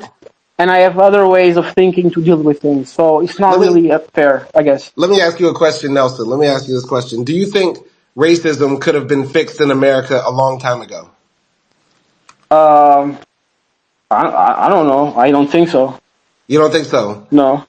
Okay. Can I ask you, what do you think happened after the Civil War when we beat the South and finally said slavery for black people is done? Well, there were still plenty of slaves. The freedom of slaves was something that took some time, if I'm not wrong. Abraham Lincoln was very afraid of another rebellion, so he went to try to do things as diplomatically as possible. Well, you have to remember Abraham Lincoln died only a few months after the war ended. So, yes, Abraham Lincoln was alive when all the slaves technically were freed on paper, right? But you're right, there were still slaves in Texas, which is why we have Juneteenth, because there weren't some slaves didn't know they were free until 2 years after the Emancipation Proclamation, right? So after the Civil War, we had this thing called Reconstruction, where the U.S. government sent soldiers down south to guarantee black people had rights. They could vote, they could own property, they could have guns, they could have everything like that, right? I've heard about it, yeah. All right. So, yeah, you heard about it. So essentially what happened is that sometime later on, there was an election between two guys who wanted to be president. Technically, one guy was a Democrat, and the Democrats then were the party of the Southern slave-owning class. And sorry. Just to go back 3 more words. I'm sorry. The Republicans. Yeah, basically the Democrats used to be racist, evil slave-holding party, right? Yeah. And there were still a lot of former slave owners in the South who got reparations, by the way, from the government. The American government never really got rid of the minority of people who were still anti-black racists, who still looked at black people as property and slaves and savages and that sort of stuff. And the government allowed this minority of people to continue to exist. And then there was this election between I forgot the names, but essentially the Republican won, the guy who was against slavery won, but the Democrat said, I'm not going to concede the election until you guarantee we get these U.S. troops out of the South. Maybe this is a long, complicated story, but I'm just giving you this. I'm following. You're following. Basically, the Republicans said, I will take the soldiers out of the South, and you can continue to terrorize black people and make it basically like it was when slavery was around. And so those minority of people basically got in power, took away all the rights of black people, and we had Jim Crow, segregation, apartheid, terrorism, KKK, all of that for 100 years, up till even now, right? The point is, in Hispaniola, they made sure to eliminate all the elements of the old regime. In Japan, they're doing everything to eliminate the elements of the minorities that went against the state. In my country, there's the example of the total opposite, where the state did nothing to get rid of the old regime and also did nothing to get rid of the minority that would have went against what the new status quo is. So I hope that makes sense. That's all I had to say. So in my case, the way I see it, right, because even after the Inquisition, after the Reconquista in the Inquisition, like the Islamic and maybe also Jewish influence was so deep, that we still have it today. We still preserve Islamic castles. The Islamic influence at a very deep how do you say influence on European culture, on numbers, math, algebra, as you say, from algebra, from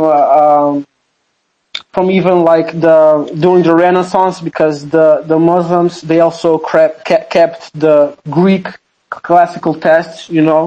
So even though the states did their utmost, because there's no physical people here of Jewish, there's still some Jewish actually, but of Muslims also, their cultural presence is still felt until today. In the case of America, because America, from what I've known, in a lot of Europe, was established to like a racist ideology, a white supremacist ideology, right? Even if you got rid of those people to those utmost extremes, two things could have happened. It could have happened like it happens with Christianity, you saw, where more people are persecuted, more ideology spreads, or maybe we could have had a path to black people today where they are a far better place, but there certainly will still be racism, because the foundation of those countries, of the country itself, is quite racist. And there's other countries, right, that are in contact with America, because ideas spread all around and so forth. There would be still quite racist. Well, I think maybe we'll have to agree to disagree. I feel like America could have solved this racism problem, its anti-black racism problem, at the end of the Civil War. But we did not do what the Japanese did. We didn't do what the Christians in Spain did, which is completely annihilate the remnants of the old way of doing things. Like when the French had their revolution, they beheaded all of their kings and queens. Nobody was safe. When the Russians had their revolution, they shot the Tsar and all of his family, the kids included. We didn't do the same. But And what so, happened? What happened after Napoleon? after Napoleon, there was another empire, right? But that was a new regime. I'm not saying what comes There was next still a is always monarchy. there was still a monarchy, yes, but what I'm saying is like what comes next is not always better, but they make sure to always get rid of the old regime. Yeah, but that doesn't always work. As you see in Napoleon, for example, the monarchy came back. And in the Russia case, sure, the monarchy went away, but they still stayed with a very totalitarian regime. And today they have an oligarchy.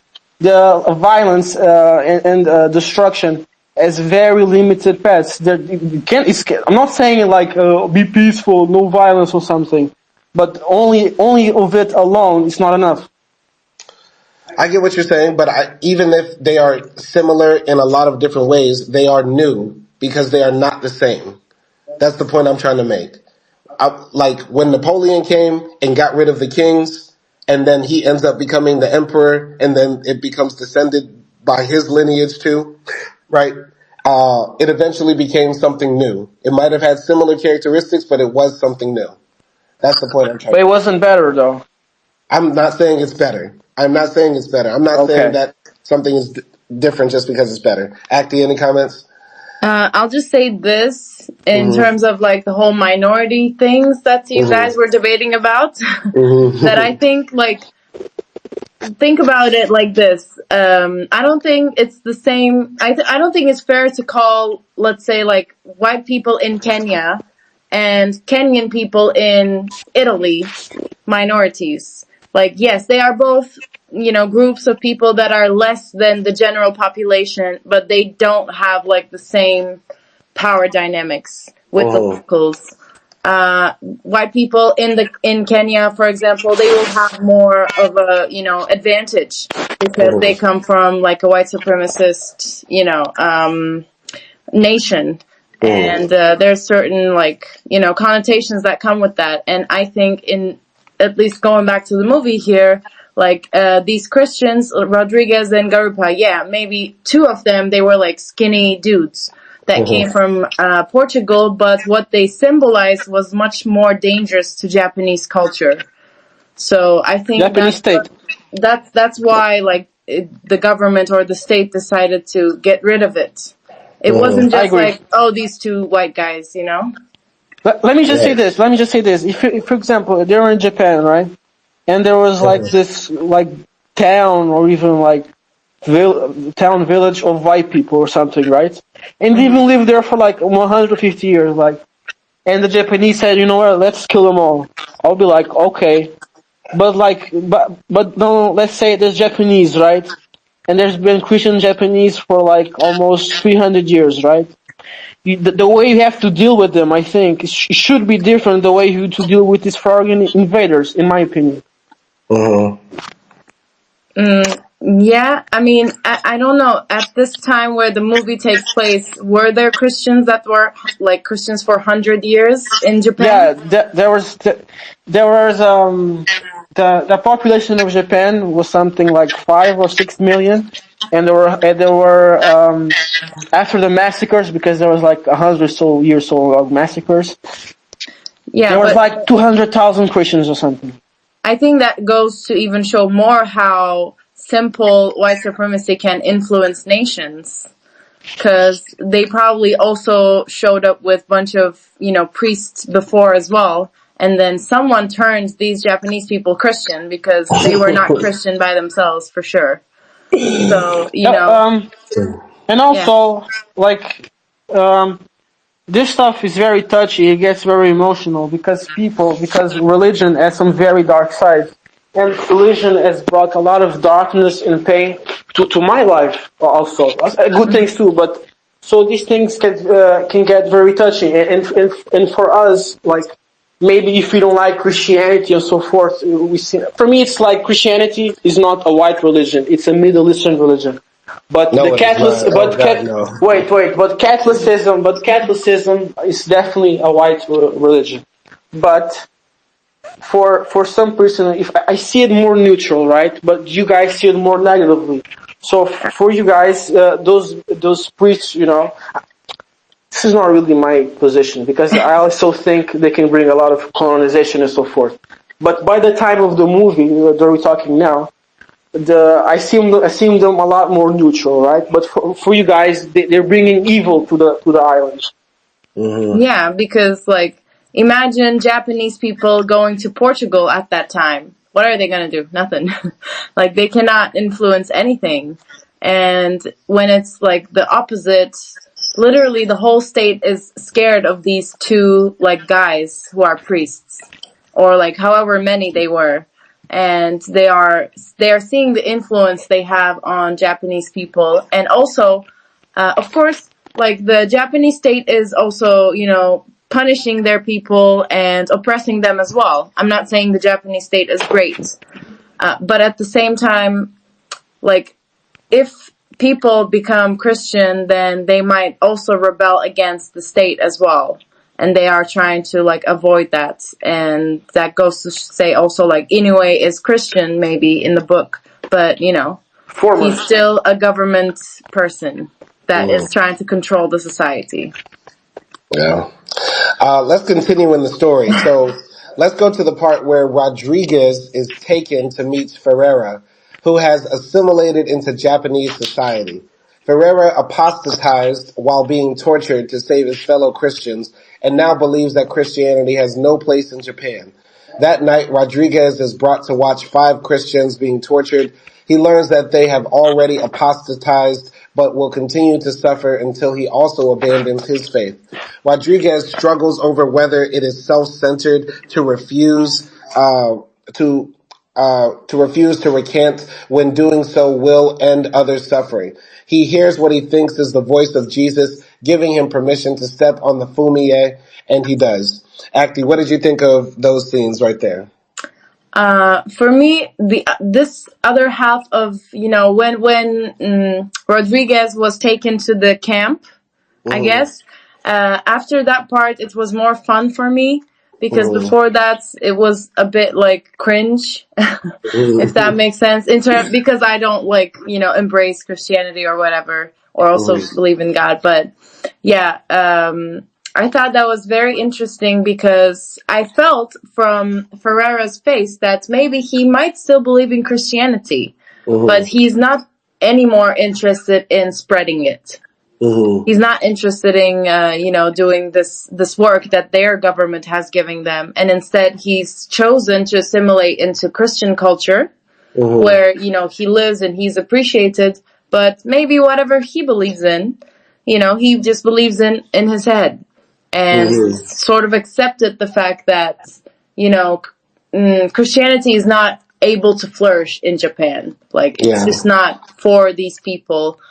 And also, before coming to this scene, there was like a very fun scene between Inoue and Mm-hmm. Rodriguez, where like they were talking, and Inoue was basically explaining to Rodriguez, like, you know, um, Europeans are like an ugly woman, and yeah, Japan doesn't want this ugly woman who's trying to like seduce us and stay with us. Yeah, no, he, in a way, said like a very good metaphor. He was like, there was once a king who had, uh, three like concubines, and the concubines started fighting over who would get, control to the king or access to the king. So the king got rid of all of them. What do you think about that, Rodriguez? Is the king smart? And Rodriguez said, yeah.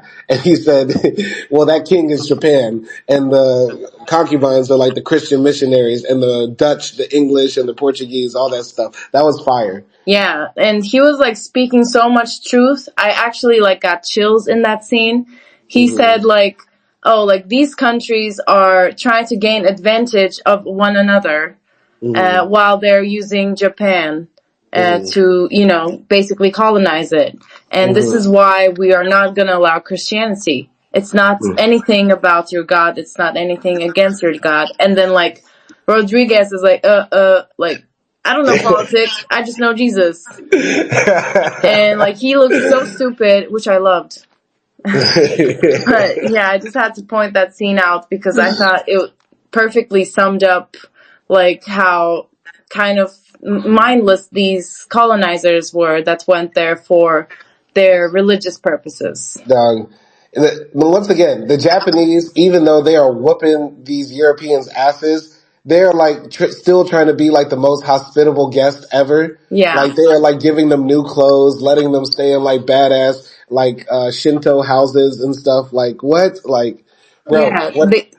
they literally explained this to Rodriguez like 6 times in the movie. Yes, they like set him down like a child, like a badass kid in the principal's office. Like, Rodriguez, listen, please stop making us kill Japanese people. We don't want your religion now, okay? Yeah. And there was like another guy that was sort of like, Inue's left hand guy, I guess. Hmm. Translator. Yeah, like, and he said, like, basically in their conversation with Rodriguez undermined Buddhism. He said Mm-hmm. like, "Oh, Buddhism like can only think men is the biggest thing, and it cannot think beyond, men, and you guys don't understand God," or something like that. And then the Japanese guy said like, "You're ignorant Yeah, yeah, because yeah. you just think Buddhism is just about that when it's not. Hmm. It has different philosophies." And that Yeah. goes to show like how also close-minded they were. Yeah, yeah. I just want to say when Liam Neeson came out dressed like Qui-Gon Jinn, totally butt broken, like walking next to this like small Japanese man, like I'm like the Japanese are my fucking heroes. Like you know how hard it is to like fucking break a fucking 6'4" man that's nothing but like muscle who has like fought like lions and shit. Like Jesus Christ, that was so powerful. Like they had this man like walking like a little dog next to this Japanese man. Yeah. That was like seeing Channing Tatum like in This Is the End, like bent over like a little gimp. That gets fucked. Like Jesus Christ, that was so hard. Like Yes. that Yeah. was inspirational. That was inspirational. Like, Like, anyway, was Paris Hilton, and Ferrera was her little chihuahua. yeah, They bro, got colonized. they got colonized. They got butt broken. Like they got hit with BJC. Like just big Japanese cock. Just Killed him, bro. Yeah. I Yeah. said, like, you are trying to colonize me? Let's see what I can do to you, motherfucker. Hold my beer. Hold my sake. Hold my Yeah. sake. I'm gonna handle this bitch. Yeah. God, that was so. But I really, really, really, really, the best scene in this film, hands down, is the conversation between Ferreira and Rodriguez. Right, like when he's trying to explain the Japanese do not follow Christianity. They follow their bastardized, twisted version of it. And this goes back to like what Nelson was saying earlier. Like when religions arrive in a new place, people don't just take what a religion is and forget their own culture. There's syncretism that happens, right? Even Christianity in and of itself has a lot of syncretism from ancient pagan religions. Like when we think about Christmas, Christmas is not the birthday of Jesus. It's like an ancient pagan holiday. Easter, ancient pagan holiday. And so many other things in every religion have roots in other cultures and stuff like that. You know what I mean? And so, yeah, like he's trying to explain to them, like, the Japanese, they think about Jesus totally different. When they think of the Son of God, he literally points at the sun and says, that's the Son of God, right? Like, that was so dope. I really love that conversation there. It showed the flaw in Rodriguez's ways, and Ferreira is based. He is dope, and the Japanese are my heroes. Nelson, any comments on those scenes? Yeah, before those scenes, there was a scene where the other priest died, trying to save the other lady who drowned. I thought that was fucked up and sad. And then let me see if I remember the scene where Inoue has the meeting with the priest. The first time I saw it, I was like, I was more like the movie actually gives them a lot of grace because that wasn't quite what was happening during this period. But I guess Martin or so, they went like, they tried to make this as much balanced as they could or something and give a lot of grace to Japanese and show that these people are not really respecting the Japanese per se or their cultures and so forth. But during the meeting, he says, the second time I was like, because during the meeting, does the four wives analogy, right? And then he says, the priest says, I couldn't call him Andrew. And Andrew Garfield says, well, you could just try monogamy. You could just choose one wife and so forth. And then he switches to another thing. And then I was thinking, well, that's exactly what was happening and what happened. The Japanese, not religiously, but in terms of trade and enforcing the state, the Japanese did choose a one wife, which was the Dutch. So and then Andrew irritated me, right? Because the wife he was talking about was the Catholic Church, right? And for the priest, the idea of worshiping God, the idea of being close to God, and so forth, was very close to the church, and how in its systems of rules. So I think he was very blind in that. And in a way, his arc, I'm going to say more maybe in the end, mirrors Yujuchi, because like they share kind of a similar arc. They're kind of stubborn, they're kind of blind, and they keep doing the same thing wrong. But I guess to the end, they realize a deeper inner truth. And during that scene with the Inoue, Andrew hadn't realized it yet.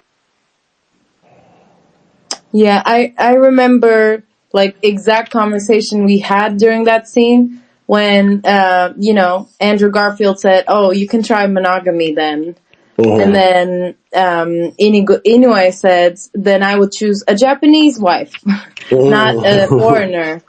And then Andrew Garfield character says, "Well, there's no like race in love," or something like that. Oh God, that was so cringe. And it was so bad. And Simon was like yelling at the screen, like, "Oh, but y'all don't let anyone marry your daughters," Right. Let a big Muslim man come to Portugal and say, "Hey, there's no race and religion in love," right? Yeah, it was so two-faced.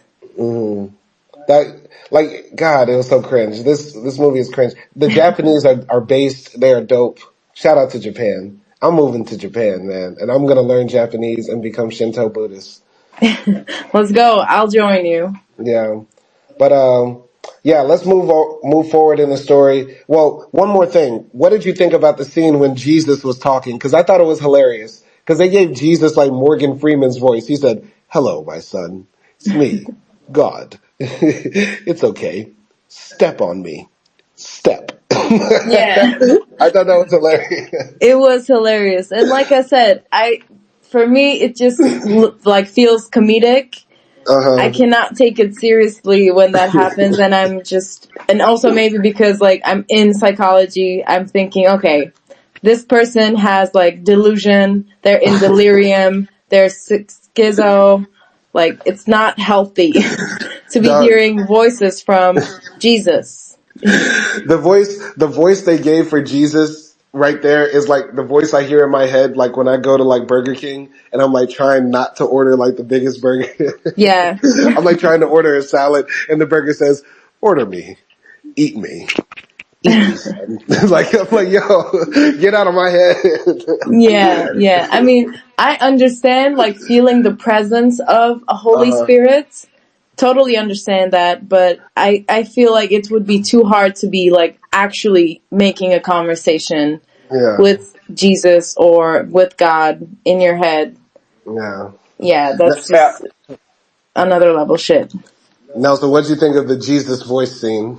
Well, I thought it was like very eerie and like Mm-hmm. magical realism. It was kind of weird, Mm-hmm. and it was because and I guess ironic because throughout the movie he's asking for like some sign of like is God even real? Is even like why is he so indifferent Mm-hmm. to the suffering that we're suffering, to the Japanese Right. people are suffering, right? Right. Because come to think of it, but wait, forget.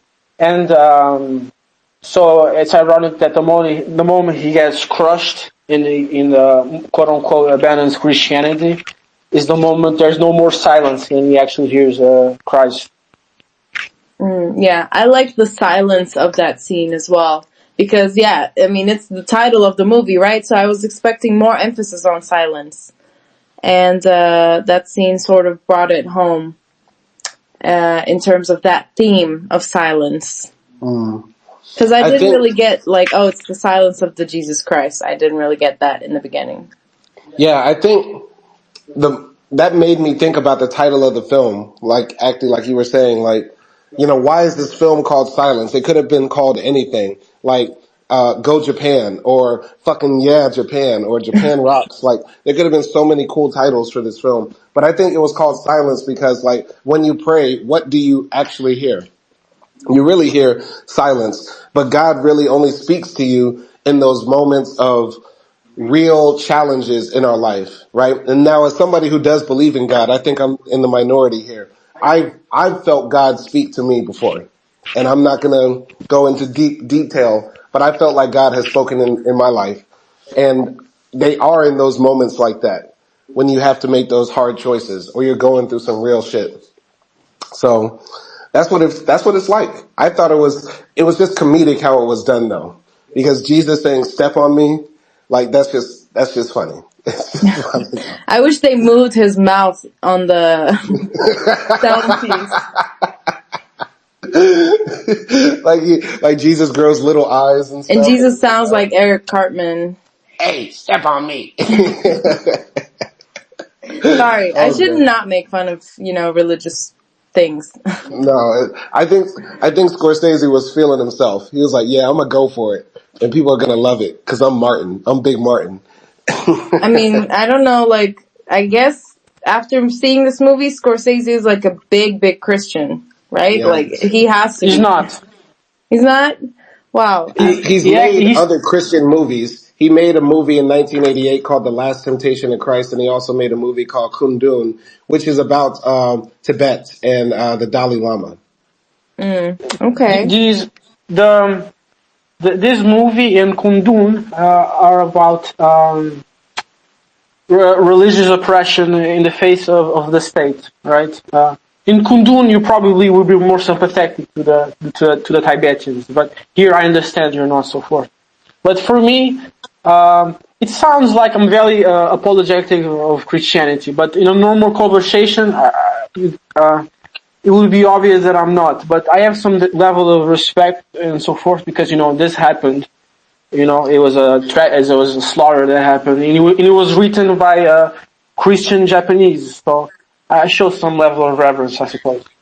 I get what you're saying, like, and I don't want it to come across like I'm being disrespectful to Christians because some of my greatest heroes are Christians. Martin Luther King was the Christian of our time. And I just think why we are disrespecting this film is because disrespecting these guys in this story is because they are a part of something larger, which was more nefarious and evil and unchristian like at its very core. Yeah, they weren't only Christians or priests, they were also colonizers. And that's the thing. I, of course, sympathize and, remember everyone for their suffering that happened, at this time of the history. But at the same time, like, y'all went there. Like, y'all asked for it. Nobody told you to get on the ship and go to the end of the world and then do this. Right. Yeah, So but in the movie, like, suffering. Sorry. Go ahead. But the people suffering in this movie, like, more are the Japanese, not the white guys. Yeah, but why are they suffering? It's because, like, these guys came earlier. Not these specific guys, but it's because, Christians came earlier. And they made them believe themselves. And that's basically why they're suffering. I mean, if they weren't there, would they still have suffered? Yes, probably. Look, this is the But thing. it's What I like a think what different thing, yeah. I think what Nelson is trying to say, like the state in Japan at this time was very repressive to their poor people, right? And so and they're finding an excuse to be repressive because of their Christianity. Is that the point you're trying to get at, Nelson? Well, no, more or less, because there was real dangers that come with Christianity if they came to the islands, right? Right. So, But I think what we're saying is like, yeah, what Japan is doing to their people is wrong. But what's even more wrong is going to be what the Europeans will do to the Japanese people, which is millions times worse. well, yes, but and again, for me, that wasn't going to happen. Like I have the how do you say the superpower of retrospective of being in the future and seeing what happened. But by that time, that wasn't going to happen. Actually, the You have opposite to see, happened. Nelson, you have to see the film The Convert. We reviewed this film a few weeks ago. I don't know if you saw it, but it's about missionaries going to New Zealand to spread Christianity there, and the colonization is already underway. Well, And basically, the New Zealanders, the Maori people, are losing their land. if it, I understand. I know exactly what you're saying, but that would be accurate if we were talking about when the missionaries first came into the island and so forth. It doesn't quite apply to this situation. Man, I'm so like, well, I'm not gonna go back. I just find it crazy that you Because say, I know what you're saying. I know what you're saying. You're saying, for example, if the Christians were allowed to not be oppressed or something, that ultimately the Europeans would come and take it all. yes. But that wasn't going to happen. That was absolutely going to, if it happened in Africa, it happened in Latin America, it happened in other parts of Asia and Oceania, why the fuck would it not happen in Japan? I'm just Because so it confused. because it already because I already told you why it happened. Because it tried to happen, it didn't work. As we see the beginning of the movie, they left it alone. They were getting killed. So they gave up on it. And not the entire world today is Christian or Islamic. There's places within the world I can't name, but I'm sure there is. With there's still cultural preservation. It doesn't mean like because there's Christians there, therefore it's going to become a Christian country and a satellite state under Europe. Yeah, but I'm sorry. If this happened, imagine this happened like 200 years ago in the story of the movie, right? When the missionaries came and so forth. I would be like you guys, but because the chance of it happening by that point was like extremely unlikely, I am much more less sympathetic to their ways to go about it. Okay, I understand. I just want to say, like, Christianity wasn't the only thing they were spreading. And also, on top of it, like you said, they tried to do it and it was cut off. And basically, the reason why it was cut off was thanks to the state. And once again, I'm not saying the state has done More or all less, good more or less. things, but it did prevent basically white supremacy in Japan to an extent, or like colonialism in Japan to an extent. I don't know. And The Japanese today, even they're that, super racist and yeah, imperial. that's what I was going to say. Like, even that didn't save him. Even like that didn't really, like, going on in the history. Of course, they got into white supremacy, and of course, they got into capitalism and everything. So, yeah, that was like something that they couldn't stop. But when they could stop it, they did, and it Oh, worked. yes, they did. Yes, they did. Yes, they did so well. I'm literally about to cry thinking about, like, damn, we needed those Japanese people in Africa. We needed them in Mozambique. We needed them in Angola. We needed them in Cape Verde. Where were the Japanese to save us from these goddamn colonialists? I'm Wow, literally tearing So, up. we're do you starting like guys a new know? business. Do you guys We're know how going they all failed? what? Do you guys want to know how they failed? How? Who? The colonialists. How did they fail? Because Where did they fail? do you know where's Martin Luther? Martin Luther. Yeah, the guy who opened the Protestant church. Yeah. So that happened more or less during that time where they're trying to do it. And so the Dutch and maybe the English, so they were competing. So, but they became Protestant, and Portuguese and Spanish, they were Catholic. So there was immediate defragmentation, right? And how do you say? In the shogun of the time, he was able to, like, he knew what was going to happen because a Dutch guy, he snitched, right? So he was able to close off the island. In the shogun did a very good job of playing the Japanese and the Catholics and the Protestants against each other and so forth. There wasn't actually any, like, real invasion and so forth. But they literally just took Macau. They had Macau, they had the Philippines. Like, at this point, like, that most of the world by 1648, like when this movie is like taking place and stuff like that, like most of the Americas had already been colonized. Haiti was a thing, Peru was a thing, Chile was a thing, Argentina, Mexico, like the No, Americas, like the 13 colonies, they existed. You know what no, I mean? Like, not to be like racist or like something, but China during the Ming Dynasty at the time, that was like big civilization, and they weren't able to get through either. That was like really cool. I mean, China was throughout history far more advanced, and even like the Abbasid empires to the Middle East, they were far more advanced than in Europe, right?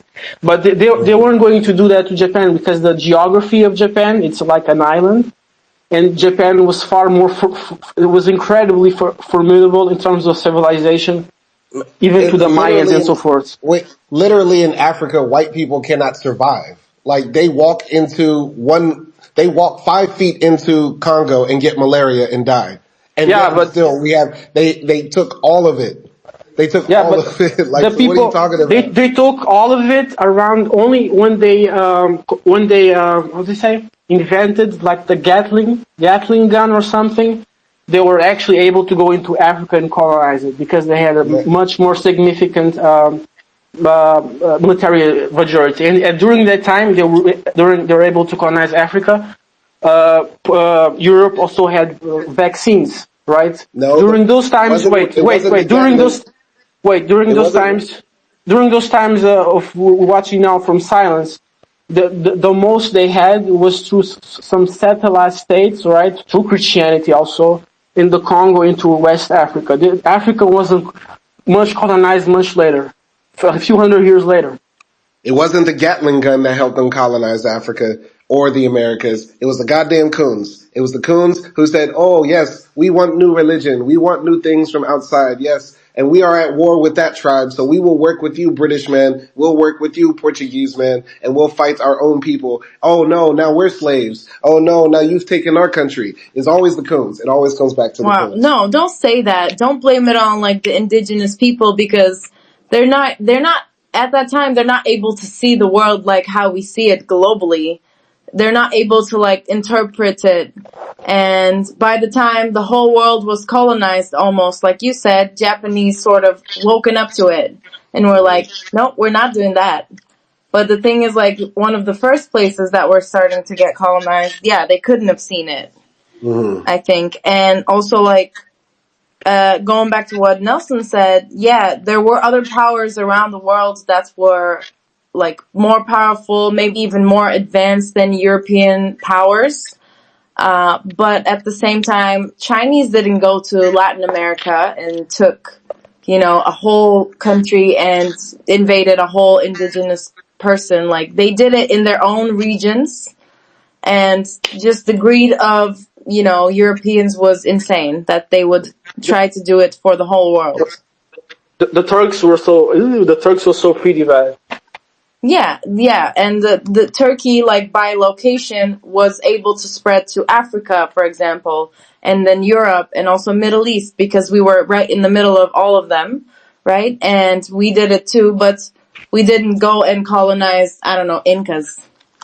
But of course, like maybe if we had the means to do it, we would have, but we didn't, at least, you know. Thank God we didn't invented what Europeans invented, I guess. All right, all right. Well, let's wrap up this review by talking about the ending. So basically, Rodriguez, apostatizes. He takes a Japanese name and a wife and is tasked by the Inquisitor to assist Ferreira in his efforts to prevent Dutch traders from smuggling Christian paraphernalia into Dejima. He hears the voice of Jesus, who assures him that rather than remaining silent as Rodriguez had thought, Jesus also suffered alongside those who were killed. And that's when Rodriguez is like talking to Kichigiro, who is saying, please forgive me for my sins. And he still calls him Padre, but this is like years and years later. Rodriguez is like forced to constantly write letters, that he is an apostate, but, Kichijiro still believes in Jesus and is hiding to it and is clinging to it. So, despite having apostatized, Rodriguez is forced by shogunate officials to prove that he is not practicing his former religion in secret.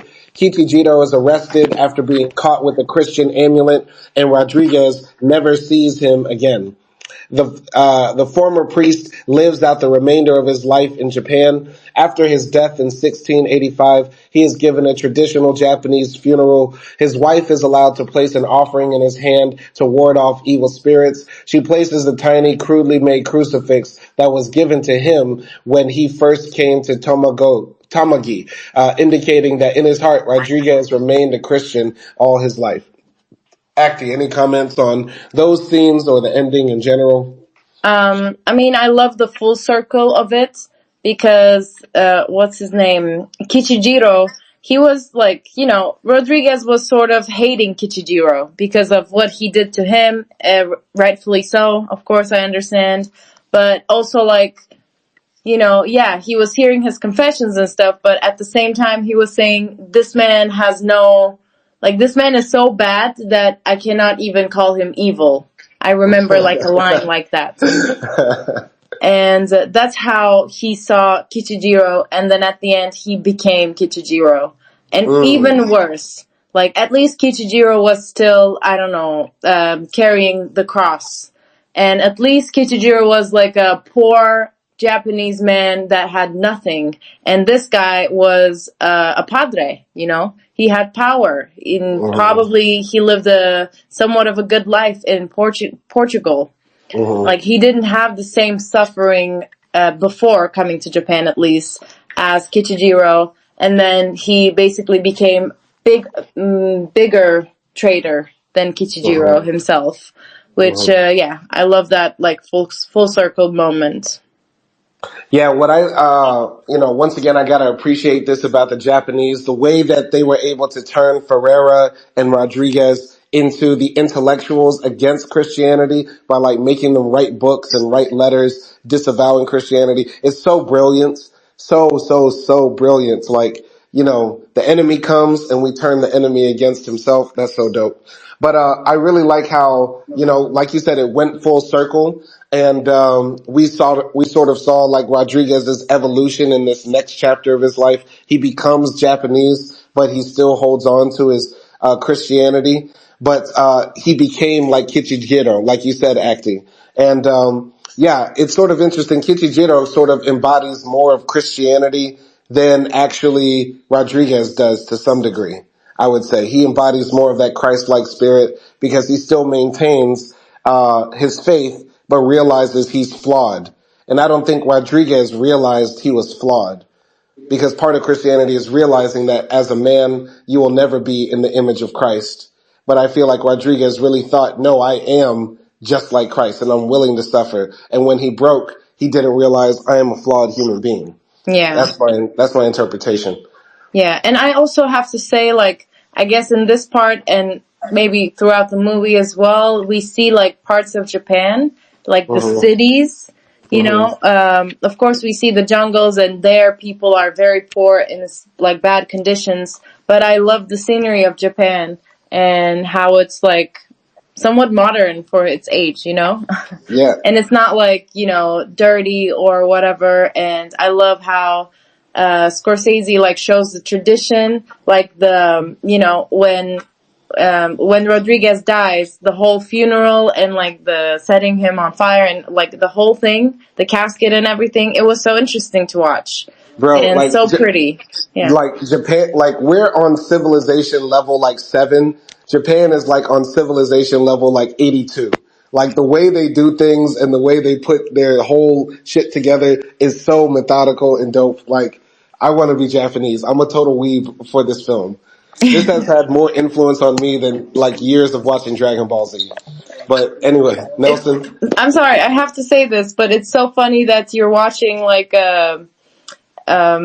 Christian convert movie, and then like now you're more impressed with Japan than Christianity. Absolutely. It's Absolutely. hilarious. Like roasting, like slapping white men up and down, torturing them, you know, just kicking colonialist and missionary ass is always going to be creme de la creme. Nelson? Yeah, I thought it was really interesting how he became like much like Inoue, an enforcer of the state against Christianity, despite himself previously being a Christian. And because of his knowledge of Christianity and so forth, he made them the both priests actually.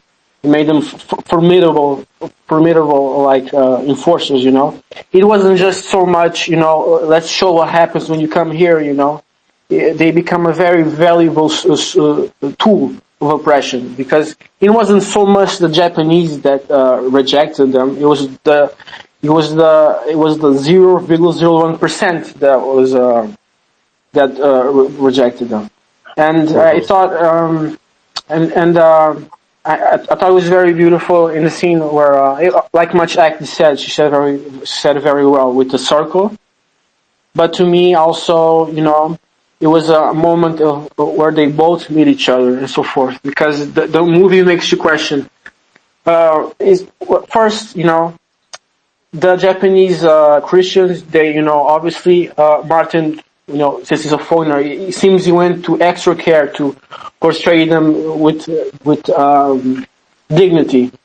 But Kichimiro, I think, is the most representative, symbolic, I think, also to the original author, not only of overall human beings, but also of the Japanese Christians also, you know.